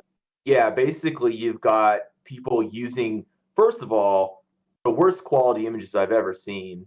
And not only that, but in GIF format. So like every second is like 2 frames or whatever. So it's like nothing to compare it to like a real video. So those are the first 2 problems I have with this. You guys, if this was a flat earther presenting this as evidence, you would have laughed them out of the debate by now. So not only that, but you have things disappearing in the image before they get to quote unquote the curve horizon or whatever you guys even call it these days. For example, the first arrow, where did the red part go? There's an entire red piece that you should still be able to see at least some of it, if not all of it, on the left side, and it's completely gone. It's hidden, right? So where did that go if you're saying it's Earth curve, but it's above the horizon? And on the right side, there's a whole portion of the boat that's just like vanished and disappeared. Now they're saying, well, it's because it's turning left. Okay, well, I get that, but that front part, if the top image, the front part of the boat, the farthest right, is really tall, and then it turns a little bit, and all of a sudden it's just gone. Like, where did it go? Well, what happened? Hold on, Lemon. But in this image, even if it's smeared, from this top right here, this little square above, yeah, there's a little bit of distortion in the bottom. But let's look the distance from this top to the surface of the water. From this top to the surface of the water, it's a lot shorter. And yeah, all this ready there. But if there was no distortion with this a little bit over the water, you should see a very thin line of the red in here. It's not as thick as this one. Exactly. Where did it go? So okay. Yeah, so where does the red go? Where did the red go? It should be a very thin line in here. This is not a thin line. This is a very thick line of red. Where Well, you did the don't rest see of the any. red go? Where did the rest of the red go? Where did it go? Where did it go? The curvature of the Earth, Chris Berry. No, there's a big portion still above that. I just said that. There's a big portion above this in the top. There's very little or nothing in the bottom one. Yeah, I see the square in here. I see the amount of the square. And if we take this red out, this is a very long rectangle, and this is a very small rectangle. Still missing a lot of red in here. Even if the red is here all the way up till I'm blocking, we're missing a lot in this bottom one. Exactly. Well, life is short goes over the principle, gentlemen. Oh, for fuck's sake. He That goes ship over is, the both, principle. is moving further over the horizon, and it's also turning to the left. But you would still see some of the red, and you see no red on that left part. I'm just Yeah, I you see the can red. see some of the red. I see the red in my mind. I see the red in my mind. Yeah, it's a very thin In your amount of red in mind? here. Yeah, I see a very thin There's no amount of red. red. Yeah, there's red behind it. Wait, excuse me. Behind it, very thin amount of refraction that is here. Yeah, there should be a little bit of red in here. It's not. It's behind behind refraction. It's behind a very thin amount of refraction. Listen to the word. Very thin amount of refraction, not a very thick amount of It's refraction. thin amount. You That's can hiding see all there's that some red. refraction going on Yes. there. That rectangular feature near the arrow that you can see in both images, in the lower one, it's stretched a little bit. That's showing you that there's refraction going on there. Right. So refraction's why would hiding you the say- bottom of the boat. No, not all of it. No, the curvature How is do you hiding know all not of it. all of it? Where's the Because curve? I don't see any Chris curve. Berry, What's going Chris on Berry, here? Are you blind? farmers, because your dishonesty is not letting you see from this top to this bottom is a very big gap. From this Yeah, it's- top to it's- this it's- bottom is a very small gap. Yeah, where it's did called where angular did size it go? change. It went behind the curvature of the Earth. Thank you. Where's the curve? It is don't see the the effect. curve. You're seeing the effects of curvature here. Yeah, the effects of There's curvature. no, are here. proof of that. That's just a statement. Yeah, it's on screen. The effects of curvature are on screen I on say your it's face. the effects. I say it's the effects of both angular size reduction and refraction. And I call you dishonest because it's not. call you That's not dishonest. only it. That's not Oh, only yeah. what's going on. Jose, can I ask a quick question? It's not only what's going on. How do Hold we on. know there's anything else going on without proof? I see what's going on. It's a very thin amount of refraction above the horizon, and the effects of the curvature are hiding most The whole of these bottom is red right refracted here. to hell. The whole Okay. bottom. How thick? How Let's go thick back is one the out. amount of refraction? How thick is the refraction right here? How thick is the refraction, Chris Berry? Up to the arrow, to the point of the arrow? It's blocking the entire bottom, so it's got to be a lot. No, it's not. What the entire bottom? What do you call the bottom? All this red? All the red, and then on the right side, we haven't even gotten to that, where the front of the boat it disappeared into the atmosphere. No, it hasn't. Yes, it has. No, it hasn't. You're just lying. Lower. You are just talking shit. It's lower. All right. It's Earth is smaller. light. Hold on, guys. It's smaller Let's because of angular size reduction. Is Oh, the it's front lower. part of the boat hold on, farmers. harder? Hold on. Is the front part of the boat in the bottom image, the part that you can still see, is it less visible than the top image? The part you can see. Earth is live. I'm gonna try now. Wait, I'm sorry. Go ahead. You wanna try now? You're Is trying he to looking? Can he see the screen? Yes, I It's can on see the phone. screen. Yes, I can see the screen. Okay, the bottom image, the front part, just below the arrow. Okay, is that less visible than the top part and the top, or that same part in the top image? Well, obviously it's gone farther away, but the thing is, Yeah. it's moved lower in the screen. That's Which called is- angular size reduction. You understand that, right? Yes, I understand angular size But why reduction. is it? You just admitted it's less visible. Why is it less visible? I understand when I'm looking at something that's moving down, as opposed to something that's moving away. Oh, you do? How do you know that? Because if we're looking at something that's moving away, everything that's level with my eye level is going to stay right at my eye level. Yeah.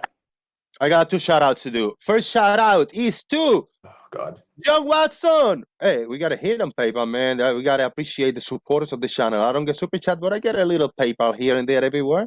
And John Watson sent me $6.66. Thank you, sir. So far, this episode is smoosh-tastic. Thank you, John. And we got one more. This one is by another John. John Rapp. John Rapp with $3.40. Thank you, John Rapp. Appreciate that, brother. Does anyone have a diaper for Lemon's mouth? Shout out to John Rapp. I'd like to point out one thing before we go on. Hold on, Earth is live is almost there, Leo. Earth is live is almost there. Really quick. Let's say, hey Chris, let's say theoretically, if we lived on a curved surface, what do you think things would look like going over water and going off in the distance? That's begging the question fallacy. I'm asking for I'm evidence. asking a simple question. If we lived on a curved surface, what would it look like as it moved away over water? That's begging the question. And you're not even taking refraction into account. It's a That's avoiding the question. Beautiful image No, on screen. I don't debate. I mean, we know you're a coward, Chris. We get I don't it. debate logical fallacies. You know you're trapped. Explains everything that's going on. Honest question. So the image you're showing is fine because Sly, it looks like whoever created that. So let's just rephrase that question I just asked, right? Sly in this image, he actually proved that the surface is curved and the effect of that. What you all aren't doing in these water observations, or any observation really ever, is proving that the land or water is curved. You haven't done that. No one's ever done that, and it can't be done. Wait, no one's ever done what? Say that again? No one's ever proved that the water in these videos and images is curved. Well, what do you think it matches? What would it match? If I did something over a curved surface, right? Well, you're worried about what matches a model, and that's your problem. You don't. Is this curved or not? Is this curved or not? Are we seeing curvature here or not? Well, we know it's curved because he's already showed us that. No, but if you only see this, will it be curved or not? Will it be curved? Well, then I don't know. You have to prove it. How do you prove that? It's been proved because it's missing the bottom of these blocks. It's missing a lot, the whole bottom of this block. No, I don't know that. I could say, let's say I didn't know the other information. I could easily say the blue block is shorter than the red block. Well, and that's what your critical thinking is not working properly. Your gears in the brain. No, that's called critical thinking. That's called critical thinking. Why not try it? How would you prove it? I could easily. How would you prove it? I could trick you dummies and do this exact setup on flat and cut the block in half, and you'd be like, "Oh, it's curved because the other block's smaller," and you would be wrong. Oh, anyways, I'm gonna have $1,000 challenge. Pretty soon, I'll put it on my YouTube. It'll be real short, like 60 seconds. That's awesome. Are you going to have a third party take care of the money, or are you going to be the judge and jury of that? I'm going to be the judge and jury. It's going to be real simple. Then it won't ever. I can explain the challenge if you want. I want to hear that. I want to hear that, Leal. I want to hear the challenge. Okay, here's the challenge. It's very simple. The challenge is this: you're claiming the earth and the water is curved. And at times you have to claim that refraction lifts things up above that curve. Otherwise, obviously the Earth would be flat. You can't. There's no way you can get around that. So you claim refraction lifts things up. The challenge is this: you have to go to a known piece of land, cannot be over water. It has to be a piece of land that is known to have a curve in it, whether it's a hill, a hump, whatever. Set up a camera at that, and there has to be something on the other side, okay? A building, a car, a house, whatever. Not over water, you say? Not over water. Okay. You have to film that thing. You can prove is over a hump, a physical hump. You have to film that thing being lifted up over that hump by natural refraction. No cans of antifreeze or whatever, what's that, liquid nitrogen. No liquid nitrogen, no cans of liquid nitrogen, nothing unnatural, because you're saying this stuff is all natural. It's all natural atmosphere. I want to see natural atmospheric refraction lifting something up over a provable curved surface. And if you can do that, you can show me that, I will pay you $1,000. This is unofficial. It's not out. It's not going to be official until Judge, I put my video out. Who's the judge? He is. He said he's the judge and I'm the arbiter of judge. the money. That's not what I mean, it's so flawed just from the point of view that what you're basically saying is you don't believe refraction is a thing. No, that's not. I don't believe the way No, you it guys is, say because refraction works is a refraction thing. doesn't give a shit whether the Earth is flat or curved, and whether you believe that or not. The So this physics should be behind easy it for you are to the do. same. So Al, this should be an easy $1,000 for If you. you're seeing atmospheric refraction, then it's a real thing. It doesn't matter whether you see it over a hill in some place that you've Al, decided is the This should be deciding a factor. really easy challenge for you If to you go win. and Then. watch Skunk Bay footage that all the flat earthers like, there's mega refraction changes in the atmosphere. The atmosphere causes refraction. What you're saying Right. is it doesn't. No, I'm not saying that. You're taking it Yes, way you out are. of context. No, not Because at all. the physics don't change Oh, you're if just it's gonna keep talking over me. surface. Yeah, When because you're I want done you to talking, get the I point start, and and you keep define it. talking. It's what you do a lot, Chris. You can stop complaining about it. The thing that you're saying is a problem. It's irrelevant whether the Earth is a sphere or flat. Refraction is still a thing. The atmosphere still causes it. So Yeah, but your you have to demand say over a hill is completely irrelevant. it's not Because all you're going to you- find out oh from my that is God. that atmospheric refraction is a thing, which is something we already know. Oh, we already know it. It's built into our model. What, Everyone refraction? knows that you assume everything about So your you are model. denying It's all refraction, assumptions. Chris. So if I go and get the Skunk Bay footage and show you that right now, you're going to not really happening. Well, Skunk Bay actually hurts your cause because, in fact, No. Skunk Bay shows What is the it water. that's happening in Hold Skunk on. Bay? Stop No, talking. but what's Oh my Skunk Bay? God. Yeah, What's happening in Skunk Bay? okay. Yeah, okay. Is it Talk and let atmospheric talk. refraction? Now let Oh, him you've not speak his stopped piece without talking for interruption. 5 minutes. Yeah, it's just the way you hear you waffle yourself. I It's- want you to it's answer okay. a straight question. We'll talk and let talk. Talk and let talk. Go ahead, Chris. Can I actually address? Can I actually address Hold the on, challenge? Gary. Oh Do my Gary. God. Do Gary.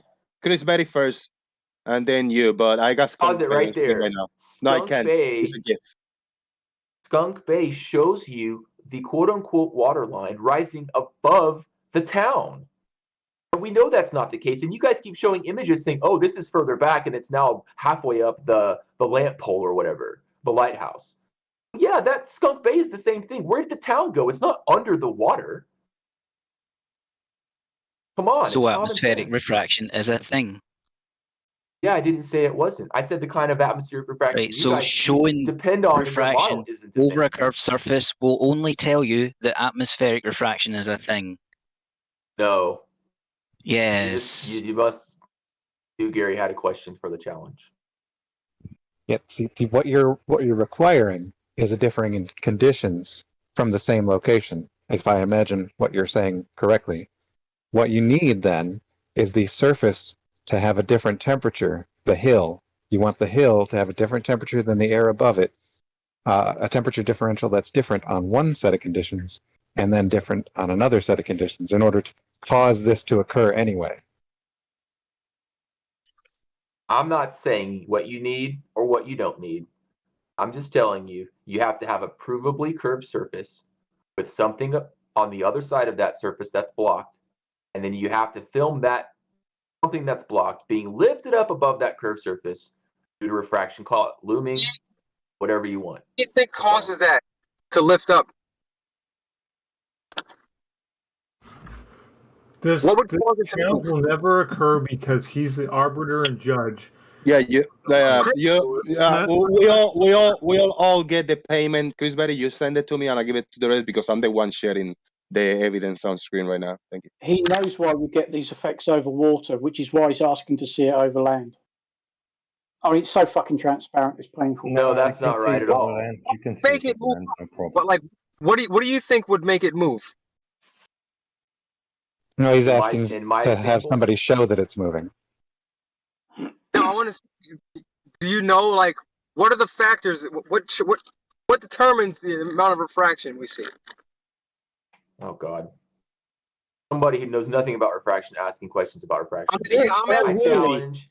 But I you know challenge about is very can simple. answer him. I challenge is very simple. Are you saying it can't be done? Can you repeat that? Is anyone saying it can't be done because you can't repeat the challenge again? Because you're holding the money and you're the Don't waste arbiter. fucking time. Chris, what will this prove?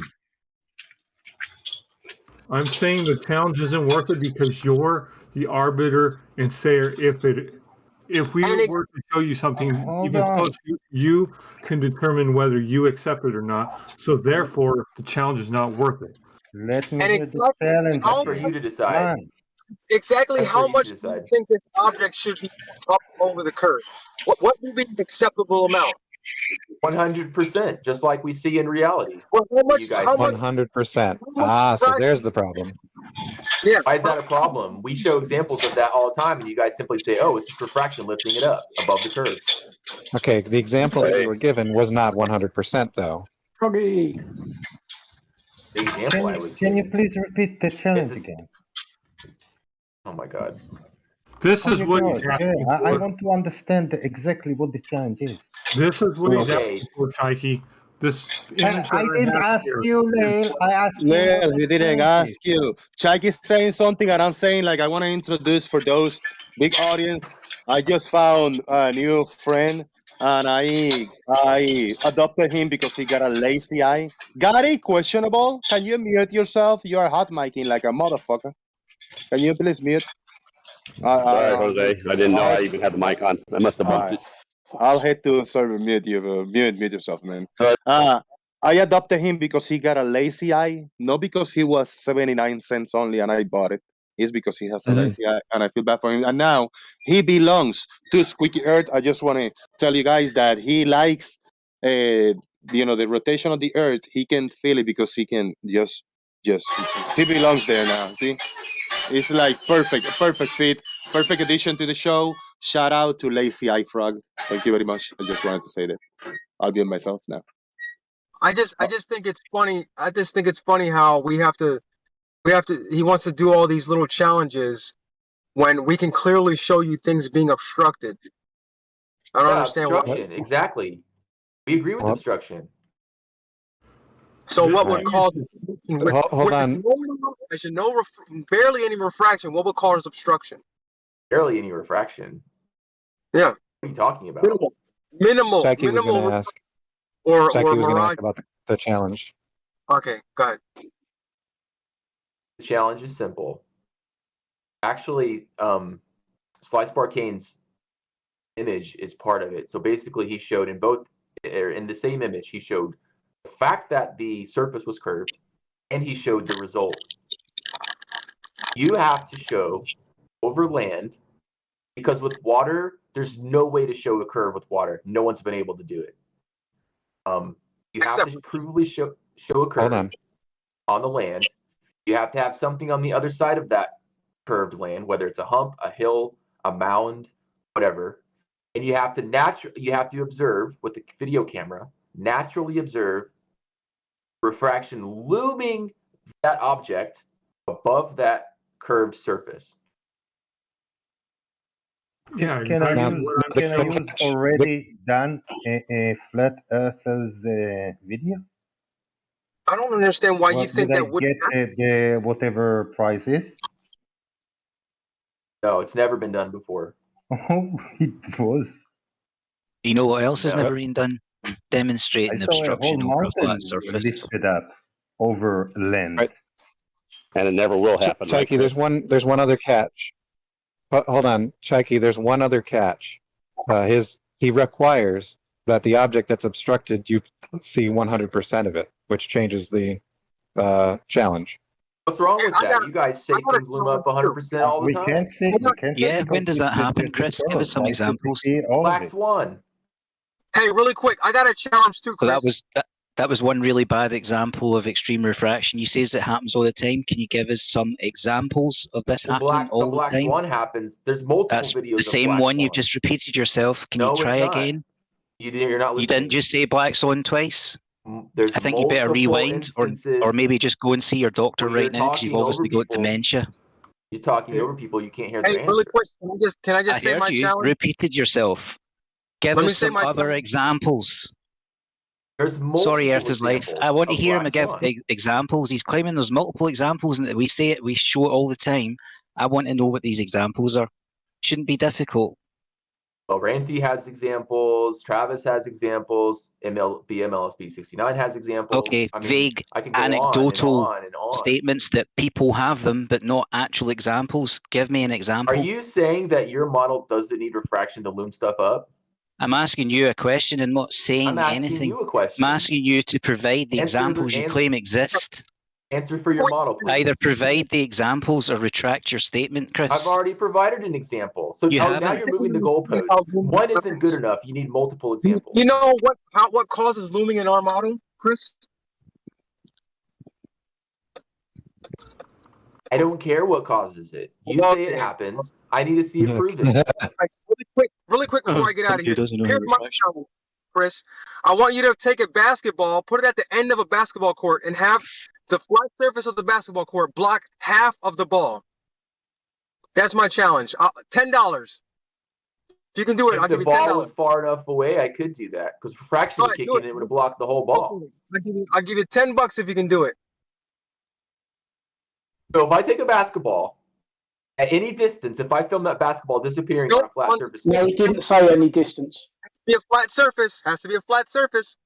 yeah, flat surface. It's to be half the ball obstructed by the basketball court. Well, that's not long enough. Why wouldn't it be? The It's a flat. basketball's too big. Well, it's a flat surface. Because your scale's off. What do you mean? It's a flat surface. Flat Anyways, you notice how he's taking the burden of proof off of the ballers and putting it onto me. I presented a challenge. I'll put it in video format. I'll put in the stipulations, and anyone's welcome to do it. Chris Berry. Yeah, feel free to provide stipulations that you will then change later. I know you. No, I won't change them. They'll be logged in the video. You guys hear me? Chris, I am live streaming right now. Can you see my live stream? I'll Tell share me how you to your the audience. challenge is any different than what I just. I'll share it to the audience, Leo.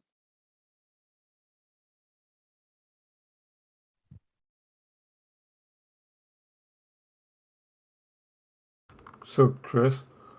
Yeah. Tell me how my live stream is any different than your challenge. Well, can you explain your live stream? Look at it. It's self-explanatory. It's exactly what you said. No, I need you to explain it. No, it's self-explanatory. I don't need to explain it. There's a hill, there's a house. Well, my challenge is self-explanatory. So what's the problem? I'm asking you to tell me, is there any difference between what I have in this image in your challenge? Yes or no? Okay, hold on. That's good. You said there's a hill in the house. Now what else? I'm asking you a question. Is there any what are those difference lines? in this pictures? It represents refraction and the angle of incidence of refraction. Now tell me, is there any difference between this image and what you're proposing as your challenge? I mean, from some very basic, simplistic way, probably not. How could it be any more difficult? Why do you need to make it more difficult than that? Because it's just a little 2D drawing on a piece of paper. I'm saying like there's more to it in the real A world. hill blocking an entire house and refraction Yes. lifting it over the hill. Yes, That's a that's pretty simple definition of what you want, and this is a perfect representation in a picture, simple picture of what you want. Yes. That will never happen because the hill will never be that much higher than the house. Oh my God. Can I get 30 seconds? there I just came there back will really quick. never be a scenario where that plays out in your globe model. I got it. Can I get 30 seconds before you guys continue? Truth Nurse, I see your PayPal, brother. Thank you so much for the $5.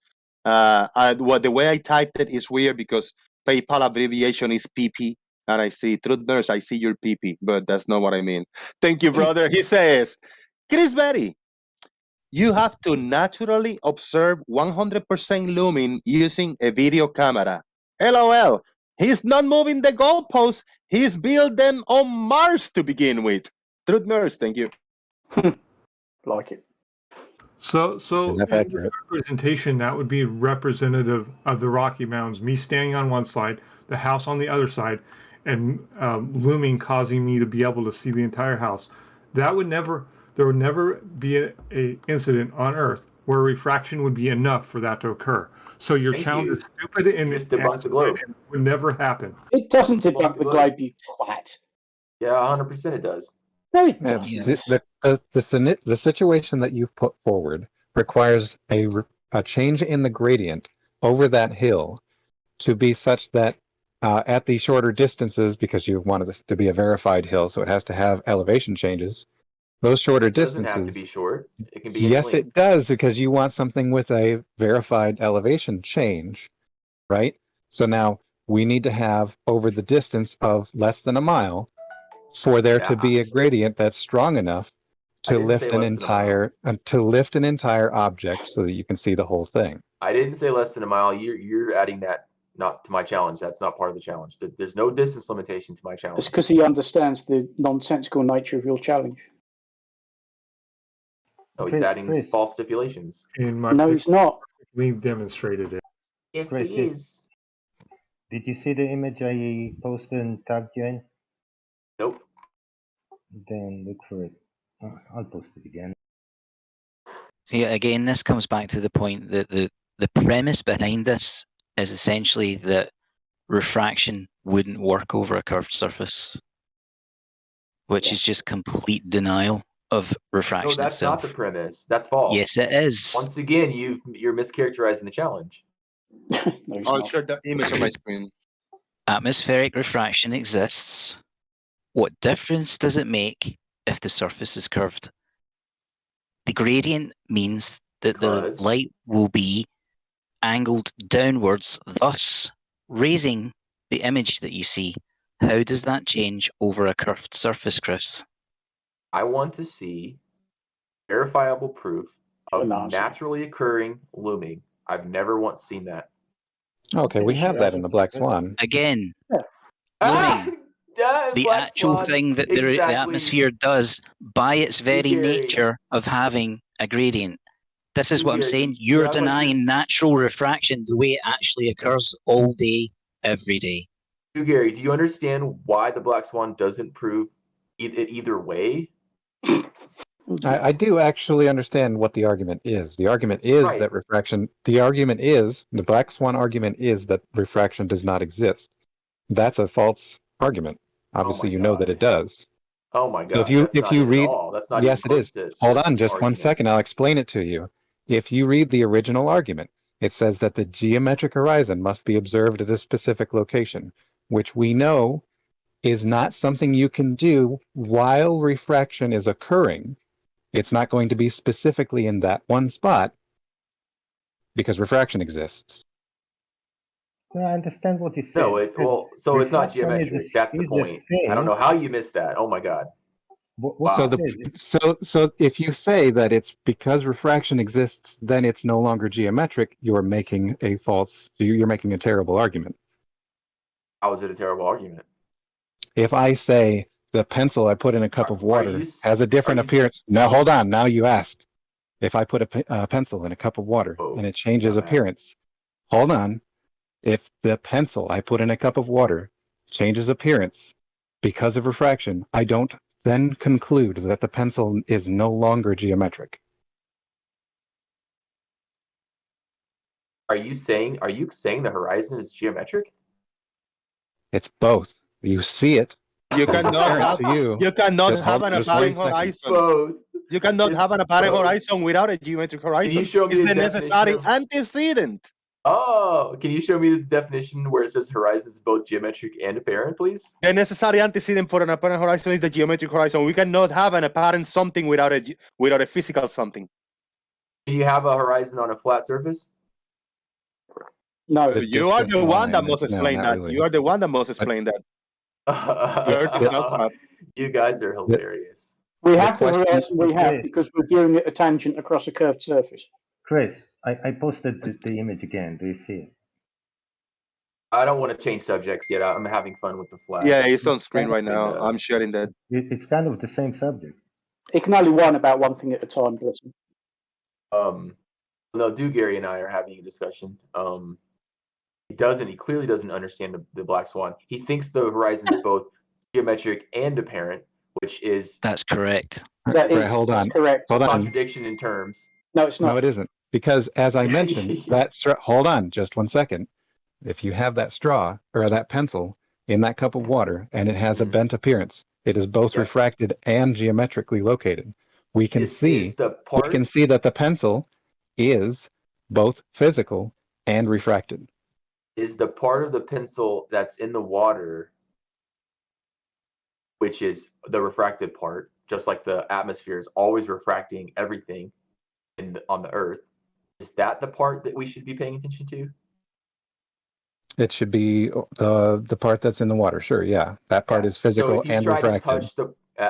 Nope. If you tried to touch the part that's in the water, would you touch it? Does that make it not physical if it's in a different spot?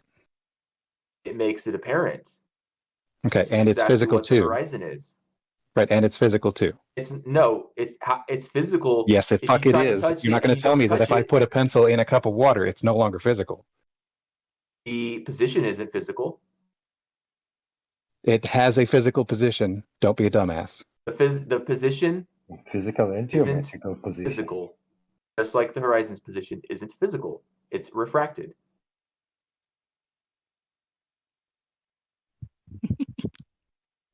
Do I need to go further exposing this idiocy?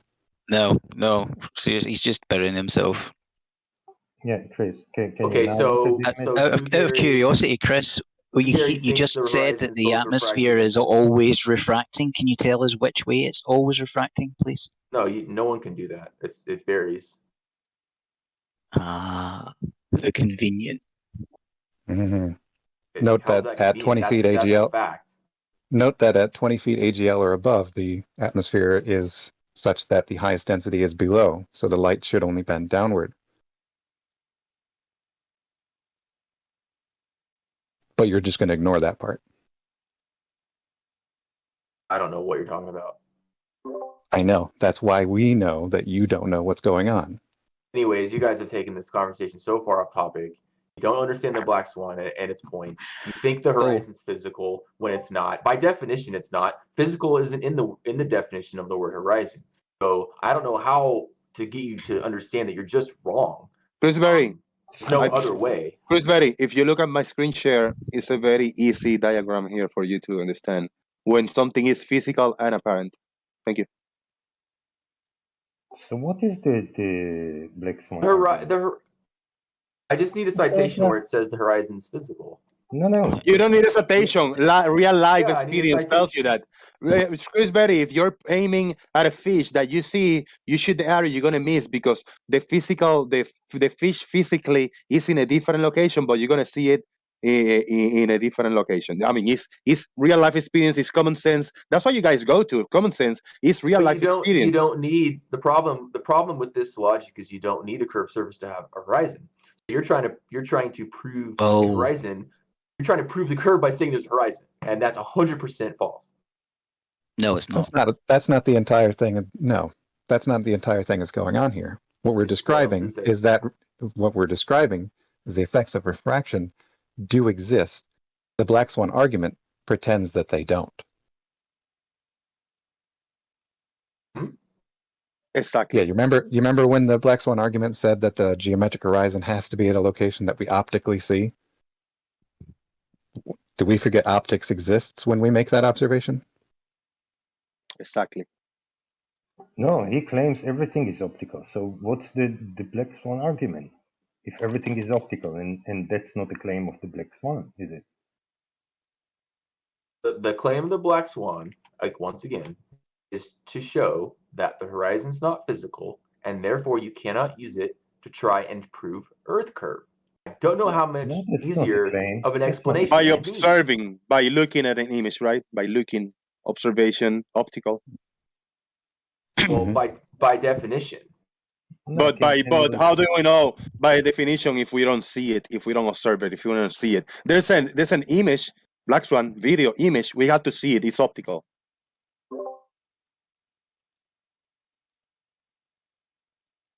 Yep. So why do we ignore optics when looking for that horizon? Who's ignoring optics? The Black Swan argument. How does it ignore optics? It says the geometric horizon has to be at a specific location. No, It does for it to be every geometric. horizon. No. Does geometry change? No, but the atmosphere does. We live in an atmospheric Earth. Exactly. So if the atmosphere is moving the horizon, how are you using a moved horizon to claim blockage of Earth curve? Oh my God. And as I Guys, mentioned, it's so stupid. And as I mentioned just a moment ago, which you failed to comprehend, at 20 feet AGL or above, the atmosphere is organized such that the highest density is below. The light is always bending downward in that region in the atmosphere. If we can go to that altitude, which is pretty easy to do, and observe that there is still a horizon, we know it's not due to refraction. Hey, Chris, where is the horizon in the Black Swan image? Where is the Not where you claim it is. Falsely. Where do I claim it is? Erroneously. I've seen your presentation about, it's 15 feet below, so therefore blah, blah, blah, bullcrap. What's blocking the bottom of the oil rigs? Where's the curvature? Anytime you look out, you see it. But what's blocking the bottom of the oil rig, Chris? That's begging the question, Bob. You're better than that. Come on. Chris, what is blocking the bottom of the oil rigs? Do you see water there? Well, there's water. It's on the ocean. Do you see water blocking the bottom of the oil rigs? No, I don't. Then go look at it again. You go look at it again. I don't need to. I've already analyzed it. So what you're saying, what you're saying is the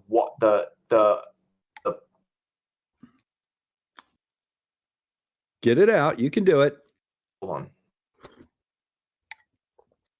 Just organize your thoughts and use your words. All right, I had to step away. What you're saying is the platform is below and behind a curve.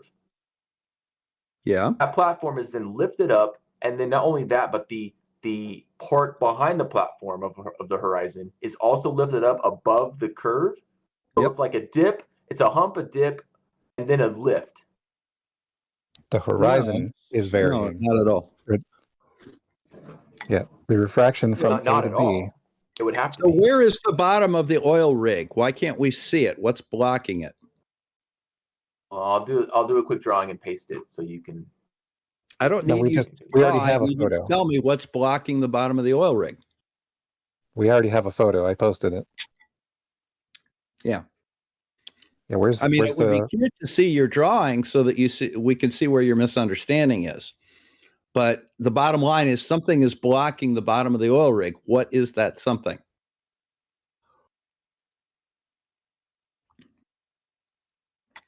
Can't really figure that one out, can you? Hold on a minute. All right, I'm close to posting. This is a what's it called? Orthogonal view, side view. I'll post it. Orthographic. So, Jose, screen share that. What you're saying is there's a hump, a curve that's blocking the bottom part of the rig, but then refraction lifts behind the back part of the rig up above the part that's blocking the bottom. That's not what he's saying, though. That's what he's saying. No, that's not what I'm saying at all. I was listening. Apparently, you weren't.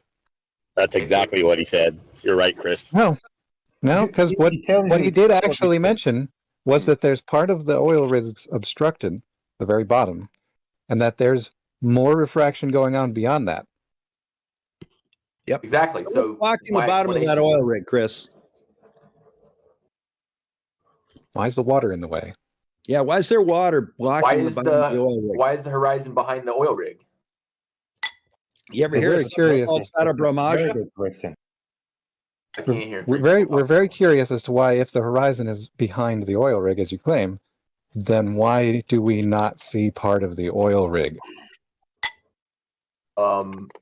Do you think the oil rig's sitting in a puddle? I don't care what you interpret out of my question. My question is, Why is the Think there's a water in the divot? way of the bottom of the oil rig? I haven't seen any evidence that the bottom of the oil rig It's on is screen right now. It's on screen right Oh, now. you have to look. The bottom image on the screen right now.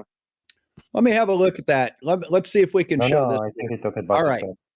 So, Chris, very top image, the top part of that image, you see the two oil rigs, the badly refracted ones? Yep. Great. Now, look at the one on the right. Now, do you understand that both those oil rigs have approximately the same construction? Do you agree with that? Because that's what the construction documents show. That's fine. You agree with that? All right. I trust you, Bob. All right. So you see the boat deck, which has a catwalk on it, just above the surface? Yep. Okay. Go ahead and point that out on the other one. No.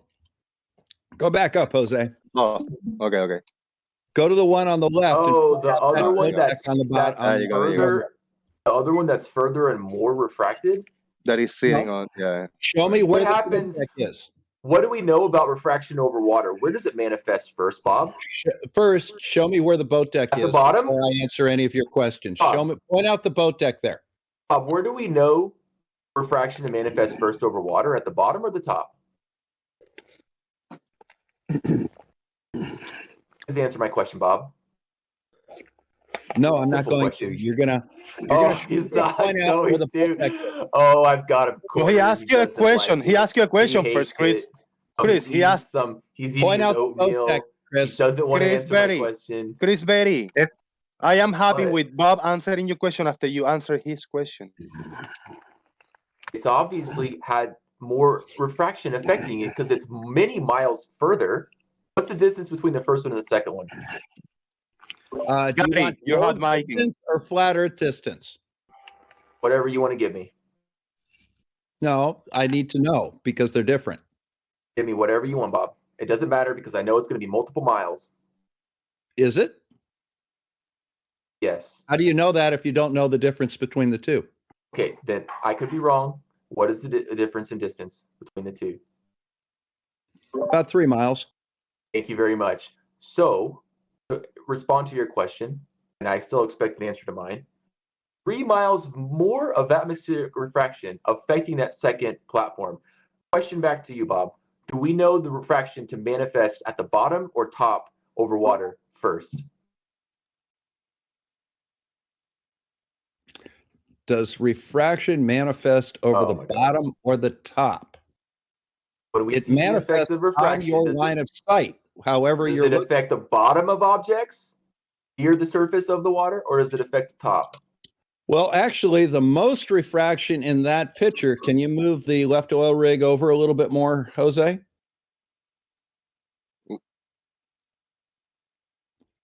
There. Now, if you'll notice, the main refraction comes from, you see the deck right there? Where all of a sudden that crane goes vertical?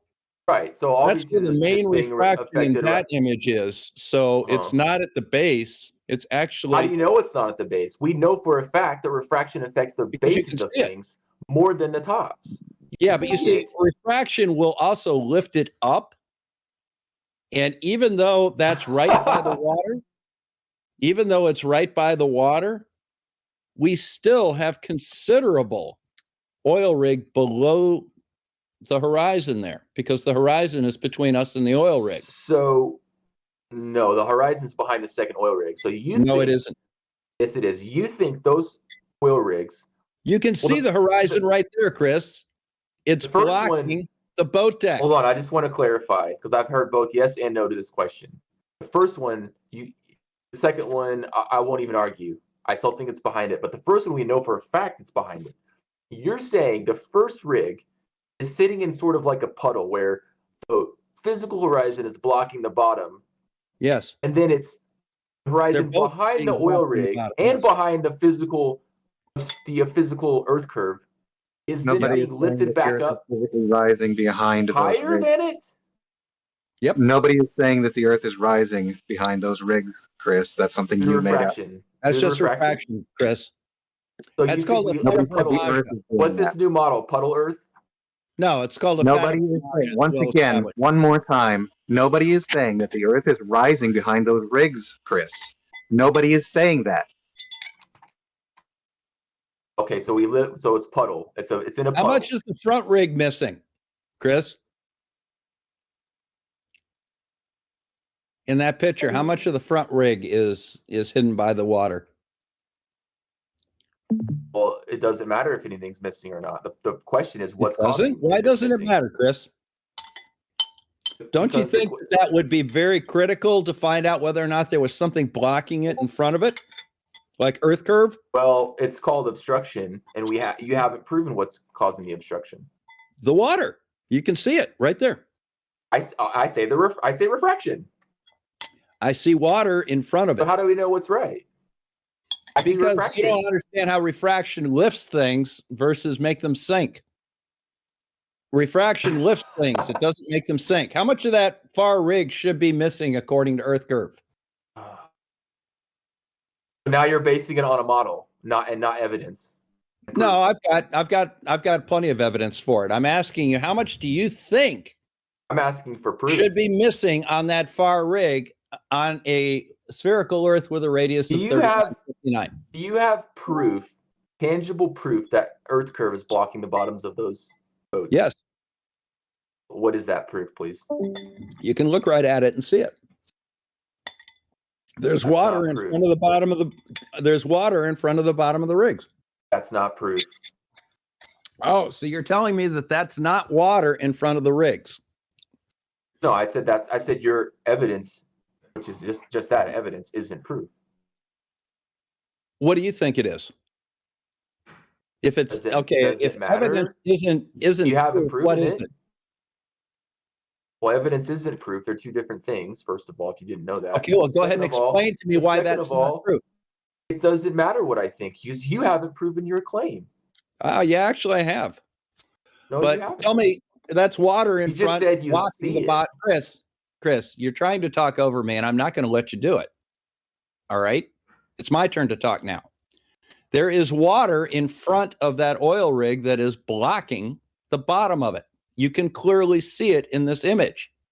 Where is the boat deck? And what's the cause? Earth curve. And what's your proof of Earth curve? Measured it. Where? My backyard. Where's your proof of Earth curve in this image? Right in front of you. The bottom of the oil rig is being blocked by water in front of it. That's an effect. I'm asking for the cause. Earth curve. And your proof is what? Because you can see it right in front of me. I'm not going to go back and forth with you, Chris. Well, you don't understand the difference between evidence and proof. First Well, of then all. why don't you go ahead and explain to me what evidence and proof you see? You're the one making claims about stuff missing from the bottom. That's an effect. I'm asking All for the right. cause. You say Are you Earth curve. denying that there is part of that oil rig missing? No, I'm asking for the cause. You keep saying Earth curve. I keep asking for proof, and you keep saying I see it. It's right there in front of you. That's not proof. There is water in They don't even front. use. They barely use eyewitness testimony in trials. Chris, we're for not God's in sakes. court right now. All right. Exactly. The bottom line is there is don't water even use in that front of that oil rig standard. that is blocking the bottom of it. Now, Okay, do you what's have the cause? Earth curve, and that is predictable. So stop. Where's your proof? Where's your proof of Earth curve? All right, I'm done with you, Chris. All right, thanks, Bob. Let that be a lesson to everyone listening on Discord and on YouTube. Oh, fuck off. When you make claims unsubstantiated, you have to prove it. You have to understand the Chris, difference between just saying between evidence. proof doesn't. Why are doesn't you interrupting me? constitute- Doesn't Why are you constitute the evidence. Why are you interrupting me? When you make claims such as there's Earth curve blocking the bottom, you have to be able to prove that. And keep repeating the same thing. I have that, proven it's Plenty blocked. of proof, but you don't want to discuss it. Now, I have proven it. I've measured it, Chris. And the measured Earth curve that I have predicts those pictures. So there you go. And now you're basing your proof off of a model. No, That's I'm not proof. basing That's my proof evidence. off of measurements of reality. Once again, you don't understand. That's not proof. That's evidence. I'm asking for proof that that water is curved, please. And if Go you ahead. can't provide it, then Go that's ahead and fine. discuss the difference between proof and evidence, then, Chris, because I just apparently told you you're the using difference. words with different meanings. I told you the difference. You're using models and evidence instead of proof. You're saying my model predicts that a curved surface will block the bottom. Yes. I see the bottom blocked, therefore the surface must be curved. By how much? That's a logical fallacy. It's not a logical fallacy. Of the utmost kind, Don't use the most words you don't basic logical understand. fallacy. The most basic logical fallacy in Chris, the committee. don't use words you don't understand. The way you test a hypothesis is you make a prediction, and then you test that prediction against reality. In this case, we made a hypothesis that the Earth is curved. We made a prediction based on that. Right. And then we tested it against reality, and it matched our prediction. That's not as close to correct. proof as you're going to get in medicine, in science. First of all, you got it wrong. But anyways, No, I did not. I'm giving clear. I'm guessing. If people won't admit it and they'll say I'm wrong and stupid. I know everyone understands what I'm saying. I know they know I'm right. You're giving evidence. No, that's your evidence understanding. from a model. You're then applying that model to reality and saying, "Look, it matches the model. Therefore, this is what's happening." I have to go. Thanks, Jose. That's how you test models, Chris. By adding my name in the chat. Run away, Chris. Run away, Chris. Chris. And remember, this channel is not monetized. We didn't get any super chats today. Boom. Oh, he didn't run away as quickly as I thought he would. I muted Gary earlier because he was hot micing. Gary, I on server muted you, but it's a lot of background noise. I don't know if you're able to mute yourself. If you can mute yourself, you know. No, I can't. Yeah, I can't. It's a lot of background noise. Sorry. I bet his phone's in his pocket. So, Gary, if you are listening to this, whenever if you're ready to speak or whenever you want to participate, just let us know in the Daily Boom on Sensor or in the chat box, and I'll unmute you because it's a lot of background noise. Shout out to everybody over here in the call. I'm going to properly give you a shout out in the Discord server. The Daily Boom is the name. If you are not part of people watching on YouTube, please join the Discord server. The link is in the description box. We got Brufus, C4, Shaik, Komar, Doofus, Dr. Bob, Earth is Life, Farmer's Boy, Gary Webenga, Grubus, Mars Mushrooms, Moyokman, Mr. 42, Parmesan, Fitisis, Steve Rorino and the other Merle, and a big, huge thank you to everybody watching on YouTube. 60 plus people watching. Excellent, beautiful. Please don't forget to hit the like. We got 45 likes, which is very, very good. And share the show. We just made it to 1,000, and we're gonna keep it going up little by little. I like the big audience, people coming here and staying out of trouble. This is great. Everybody is welcome. If it doesn't matter if you don't have any argument to make, just join us in the Discord server and just hang out with us. You might feel itching to talk and say something. I got a clip of Flare Perspective in here, a 59 seconds video. I'm gonna play it in the background. I don't think it has audio. Let me play with the audio and see what we got. It's 59 seconds. I'm sharing my screen. Here we go. Happen, the lighthouse is taller than the stuff on the ground. So the stuff on the ground that is closer to the ground and shorter will simply vanish out and appear to just shrink and disappear faster than the taller lighthouse. So the taller lighthouse will still be preserved and appear to set bottom up, while the other stuff will have smushed and vanished. Because the lighthouse is taller and at a wider visual angle up and down from the level of the eyes. You get a wider angle up and down from the level of the eyes for the lighthouse versus up and down for the level of the eyes with those other things, assuming it's perspective, but I need some more data here to see if it's a wave swell and or refraction and or just, perspective. But based off of the visual cues, things rise up toward the level of the eyes if they're below the level of the eyes, and appear to dip down toward the level of the eyes if they're above the level of the eyes. Yes, you wouldn't quite expect that Shout to happen. out to Flirspective. I am subscribed to Flirspective channel. I hit the bell notification icon and hit the like. So shout out to you, man. That was good. The quick summary on what went down on Lemon Bird's explanation. Yes. You have the uneven pairing of the visual information for the top and bottom half of vision. The bottom half of vision from the level of the eyes, 6 feet down to the ground, can only accommodate 6 feet of information, gentlemen. And from that point out, about 3 to 6 miles out, where a vanishing point forms for a 6-foot observer, the rest of the visual information is just simply lost and cut off because it can no longer be symmetrically represented past 6 feet for the bottom to the top, basically. And so this information is dropped, and the object that subtends a larger angle appears to be cut off bottom first. So until you get higher, you can't get a symmetrical top and bottom half of vision that can accommodate larger objects. And this information is simply lost. Boom. Dude, we hit 67 people for a moment there. Lemon Bird, one of the biggest audience was here for you, man. Thank you. Well, for your eye to represent a 2D object, Jose, it needs to represent it symmetrically. That means if there's 2 feet of visual information from the top part of the object from the level of the eyes up, it needs to be paired evenly with 2 feet of visual information from the level of the eyes down.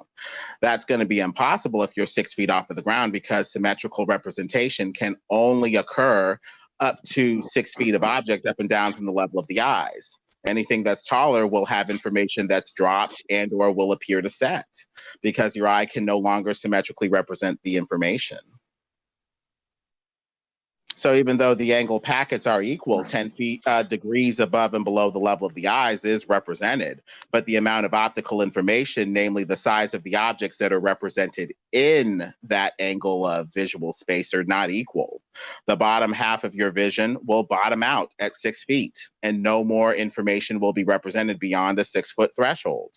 The top part will expand exponentially with no barrier in the way and be able to represent 12 feet of information, 24 feet of information, 48 feet of visual information. This lack of symmetrical pairing will lead to a blind spot in the middle of vision, where the information is potentially dropped if you're too close to the surface. So since you can't pair 100 feet of visual information with 6 feet of bottomed out visual information in the bottom half of your vision, this information will have to be dropped to maintain symmetrical representation in the eye. Lemon, that was the best word salad I ever heard from you. This is what Life is Short goes over. Exactly. Even pairing of the visual information based off of size makes the information dropped over a flat surface. Exactly at 6 feet? Beautiful. Exactly at 6 feet? Well, why did I pick 6 feet? Because most people are around 6 feet tall when they're standing off of the limiting surface, the ground. Why did you think I picked 6 feet? Of course. So effectively, a 6-foot zone of visual space that you're looking through will reach a vanishing point, aka a horizon, about 3 to 6 miles out. It will try desperately to pair with the top half of vision symmetrically with a zone of equal vision about 3 to 6 miles out that bottoms out also. But the top part is going to keep expanding and leave the bottom part of vision behind, representing more and more visual information that's compressed into smaller and smaller parts of the optic for the top half of vision anyway. But the bottom part of vision has tapped out. It can no longer represent anything beyond 6 feet. All right. We heard your bullshit. So at 5 feet, do people see better? The same principles apply. It's just now for a 5-foot observer. The bottom half of their vision can represent 5 feet. So now it's at 5 feet. I notice how I talked about the size of the observer and their the height of their eyes above the surface. 6 feet, 5 feet, 100 feet. The principle still applies. We're talking about the application of the principle here in a way that's going to help us solve the problem and make more accurate principles. So basically, you're just making this up then. No, we're talking about new principles. You guys are saying, shut up. These principles have already been, decided hundreds of years ago. Stop thinking and just accept the party line.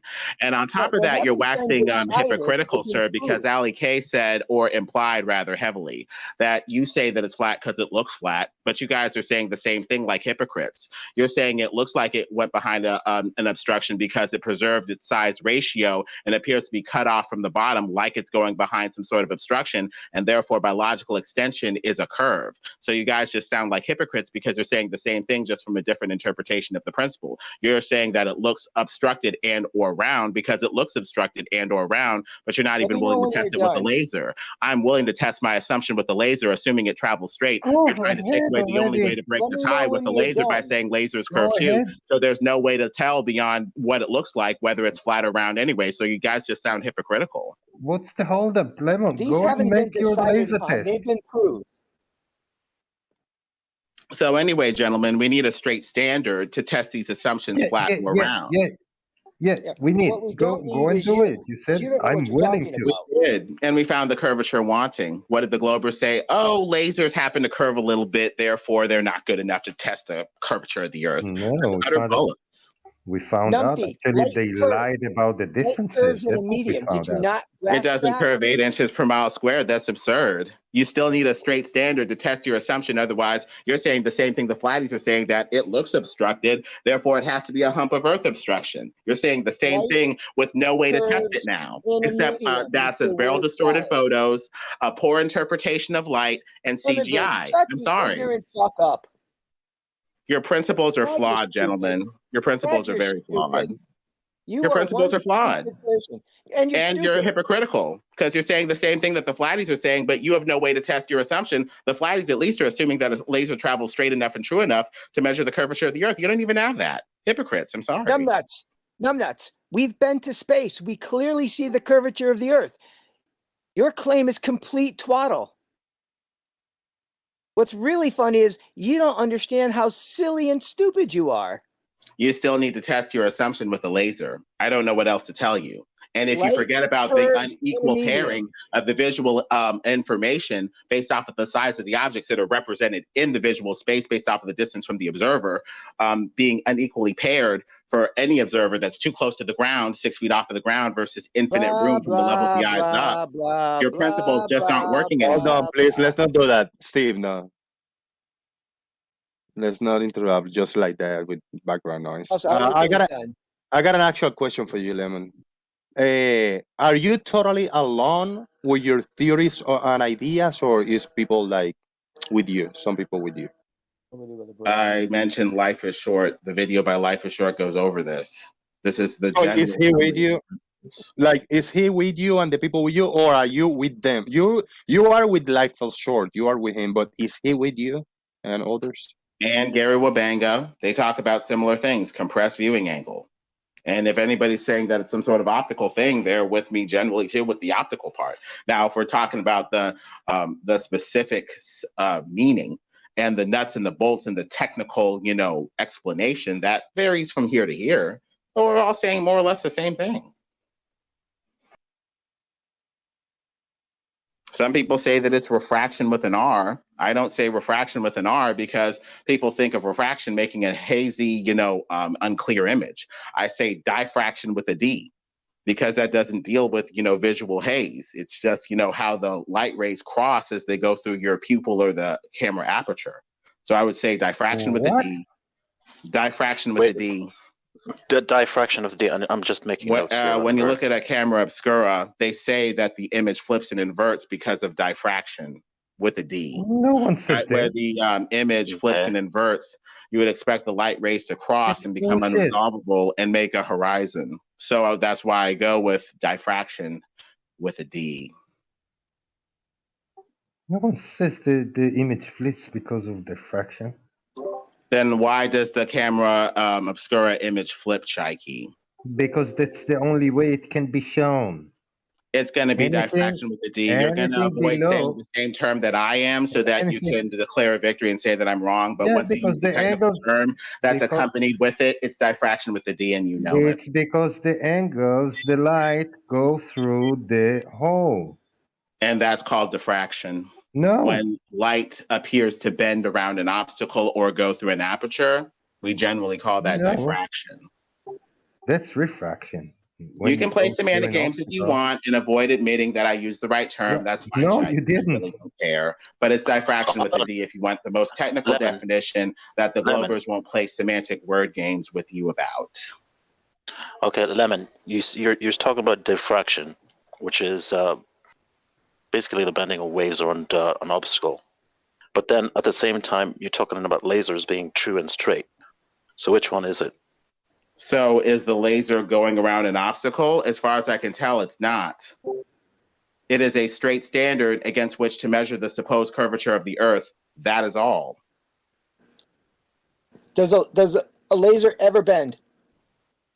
Not at 8 inches per mile squared. Does it bend? Sure, but not enough for Does the a globe. laser ever bend? You're repeating yourself when I already agreed with you. And So I'm not it in the mood does to be bend. interrogated. No, you need to be locked up. Let's not go there. That's a personal. We don't. No personal attacks, please. Have fun, troll each other, but no personal like that.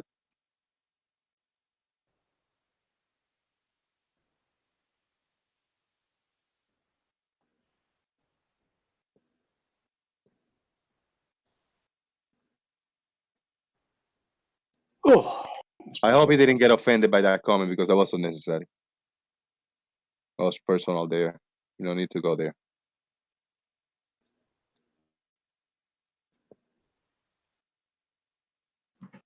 Having fun, yes. Just trolling each other, yeah. Poking and pulling somebody's leg, yes. But personal like that, no. Big no.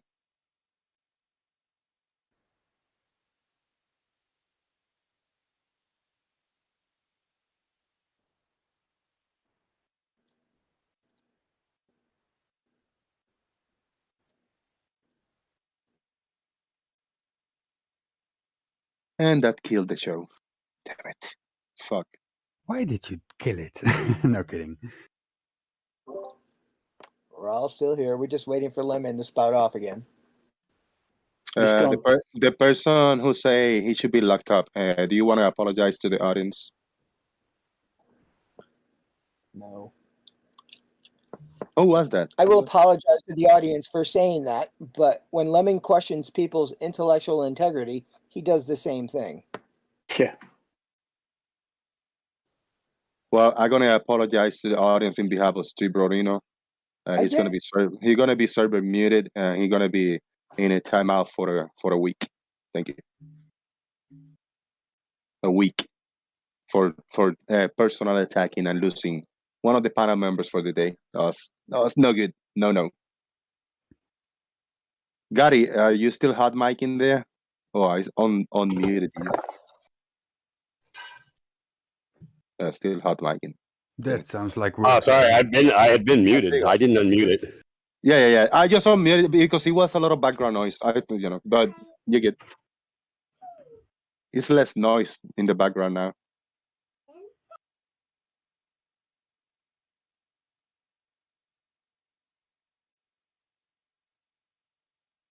Who's this? Is this the convergent diffraction convergence smooching zones? Smoosh zone. Thank you. And if you see the anatomy of this guy, this is the body. I mean, you can draw the anatomy of this guy.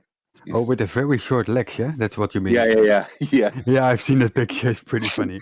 It is. I must conclude these pictures were taken from That's the bendosity of light, isn't it? Yeah. Yeah.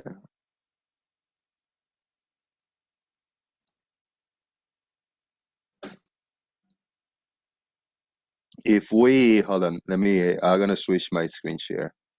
If I All right, I got the paint over here.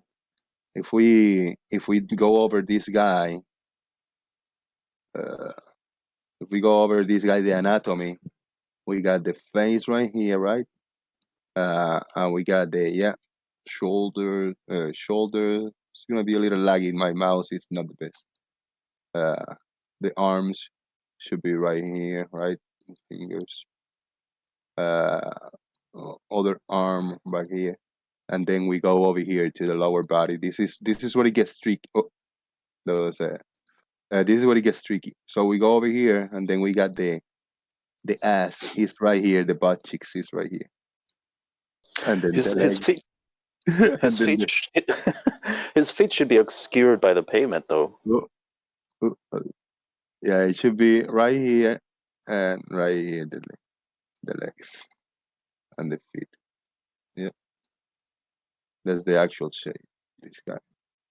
Yeah, spine. It's very, very, very long spinal cord. That's the anatomy of this guy.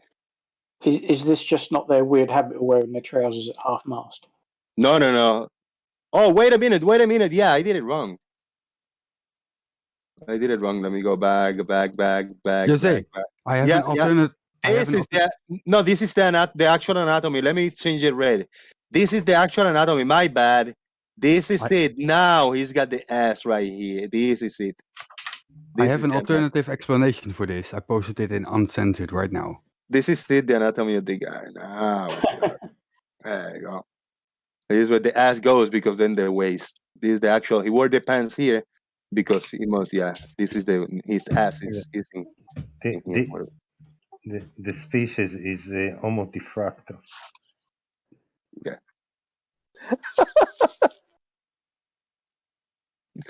That's one. It could be like this, like I just showed you, but it could be also. There's another explanation. Let me switch my. Exactly. Yes. Yeah, I like that. Disclaimer: I did not create it. I found it on Google.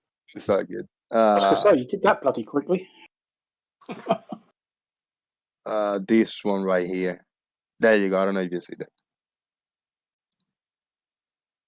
That's what we're talking about right there. Yeah, there's another explanation. You got one guy on top of another in the shirt. Yeah, whatever makes sense. It's only two options. Either that or the guy has a giant long torso and the pants are in the actual waist where they should be. You know what I like about this Discord compared to like the Flat Earth Discord? What you got? You guys all have a sense of humor. A little weak, a little silly sometimes, but hey, we gotta have a sense of humor, man. Sometimes, yeah. Sometimes I do. Oh man. Yeah, actually, yeah, it's close to the time. I should wrap up the show. Did it early. Gonna be my parents are here. They're gonna leave later today. To my sisters. So I'm gonna just wrap up this one and just hang out with them a few more hours. It's been fun with them here, man. I like having them around. I hear my dad mumbling. I was like, "Why is mumbling?" And he's singing, and I just sit close to hear him sing, like just gospel songs and stuff. But yeah, it's pretty to hear dad singing in the background, man. Nice. Yeah. All right, let's get a round of final thoughts and get out of here for the day, man. It was fun, entertaining. Thank you everybody for being here in the call. Big shout out to the Opposite View. We had Lemon Bird and we got Chris Berry. They brought us the alternative, fun, entertaining view. Alkay, you're up first. You had a little bit of fun with Lemon.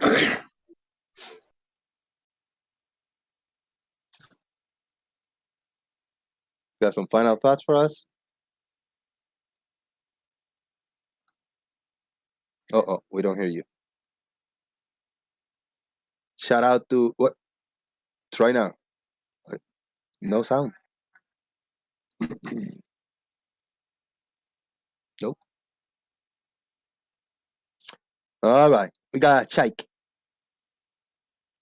Yeah, good show. Well, at least that the later part was a bit heat up. Yeah. Thank you. Thank you, man. It was a little bit shit show-ish, but it was good. It was good. I really appreciate it. Everybody, please hit that like. Yeah, that's great. Anamorphic Mind, beautiful. Please hit the like. Now, before we continue with the final thoughts, I got a clip I want to play here. John Hawkins did an upload for Lemon. I don't think it's a long one, so I'm going to play it. Please watch my screen share if you are not. Let's play this for a minute here. Bird thinks that a 1-inch coin can block a person's view of a 50-foot tall building. So here's a 1-inch coin, greatly exaggerated. Here's a 6-foot tall guy, and here's well, hell, we'll make this 30-foot tall. There we go. So Lemon Bird thinks a 1-inch coin put at your feet can block that building from this person's vision, no matter where it's placed in the scene between the person and the object. How fucking stupid is that? I mean, seriously, Jesus fucking Christ.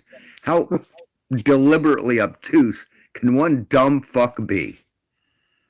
God damn it, man. So Lemon Bird, fucking explain how this thing can block this vision. This is the person looking at the fucking building, right? How are these blocking this, you dumb motherfucker?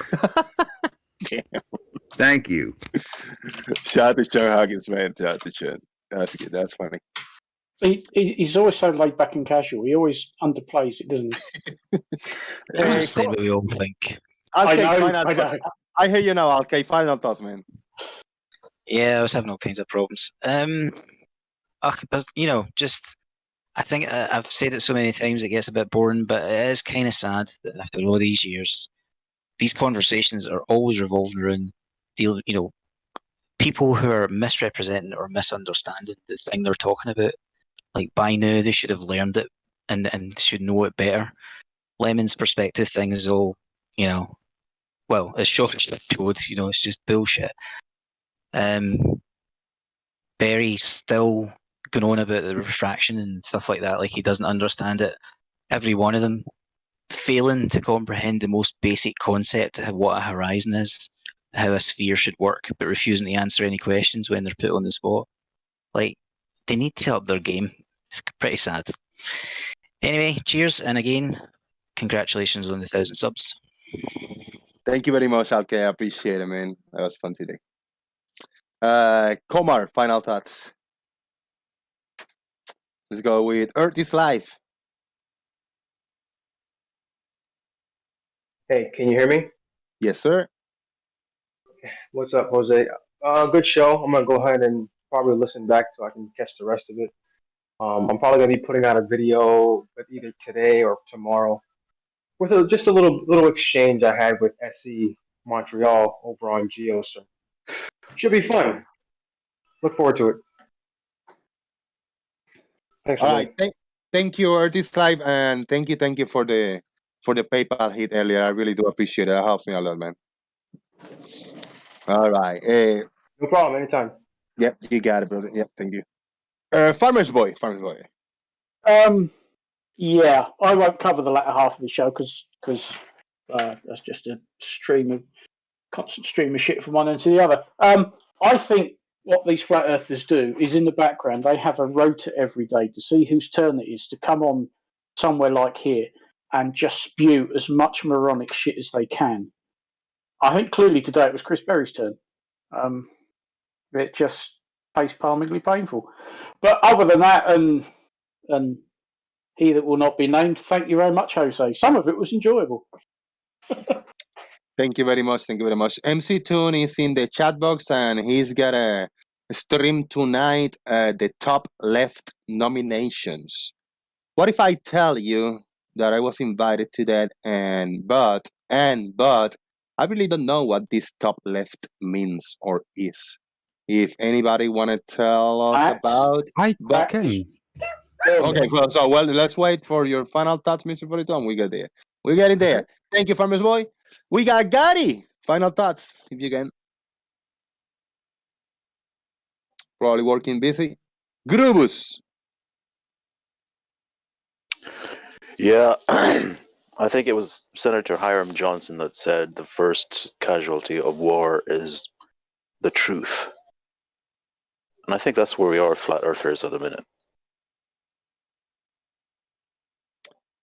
Thank you very much. Thank you very much, Grubus. Glad you're here with us. Hey, can I say something? Yeah, go ahead, man. Sorry, I couldn't get to the phone. Earlier, I think that was Bob the science guy that was talking to Chris about what happened to the bottom of the oil rig. It was simply compression. That second oil rig was much further. Now he pointed out the boat area where you can walk across there on the bottom of the one in the front. And he said, "Where is it?"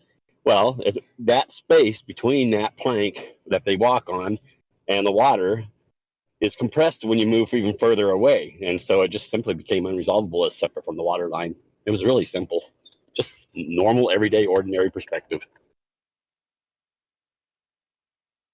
Boom. Thank you very much. Chris, Matt, Babs, when are you gonna unblock Anamorphic Mind on YouTube? Boom. Let's go with Mars Mushrooms. Well, Jose, I don't have too much to say to you, but to your parents, they raised a good boy, and you got one of the best shows on the internet. Boom. Big shout out, man. That's really nice. I appreciate that, man. I'll let them know you say that. So I can tell him, you see, I'm a good guy. I'm a nice boy. Thank you, guys. Mr. 42, final thoughts. What is this top left? Yeah, first of all, I will not talk about the show because I only came in 10 or 15 minutes at the end, so I will skip that. The top left, you are familiar with the Dunning-Kruger figure, I guess? Yes. Or not? Yeah, the top left is where you are on top, where you don't know much, but you believe that you know a lot. And that is what we are nominating for today. I actually made a nomination today that I sent to MC Toon this evening, and it will be played in the stream this evening. Was that clear enough, or do you have any questions about it? No, that's good. Thank you very much. Cool. Yeah. Thank you, brother. And they clarify, it's a Dunning-Kruger reference, like a dumb fuck of the year replacement type of thing. That's good. Yeah. Chris Matt is on Discord that you got an Anamorphic Mind block. Take care of that shit. All right, good. And we have a few people deafened over here. Now, to wrap up and get to the end, we have the one and only John Watson.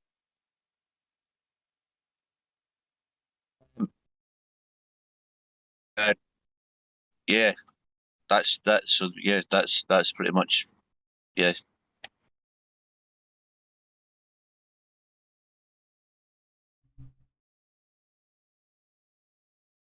Encore. Thank you. That was very, very eloquent. Thank you, John. I appreciate it. That was solid. I was waiting kind of in the punchline, but big thank you again to everybody over here in the panel. Big thank you to everybody on YouTube for liking, supporting, and sharing the show. Check on the links on the description box on how to support. We're waiting on YouTube to finish the steps to monetization so we can do better trolling on the super chats and stuff like that. And I'll see you in another day with another boom. And I got one question to ask. Is there any evidence for the flat earth? Don't be afraid if I go on mute and you don't hear me. But is there any?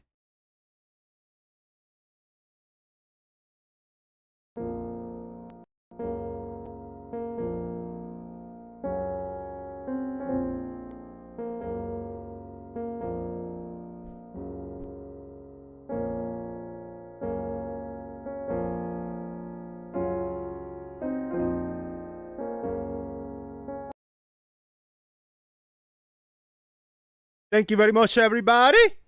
Good night and boom.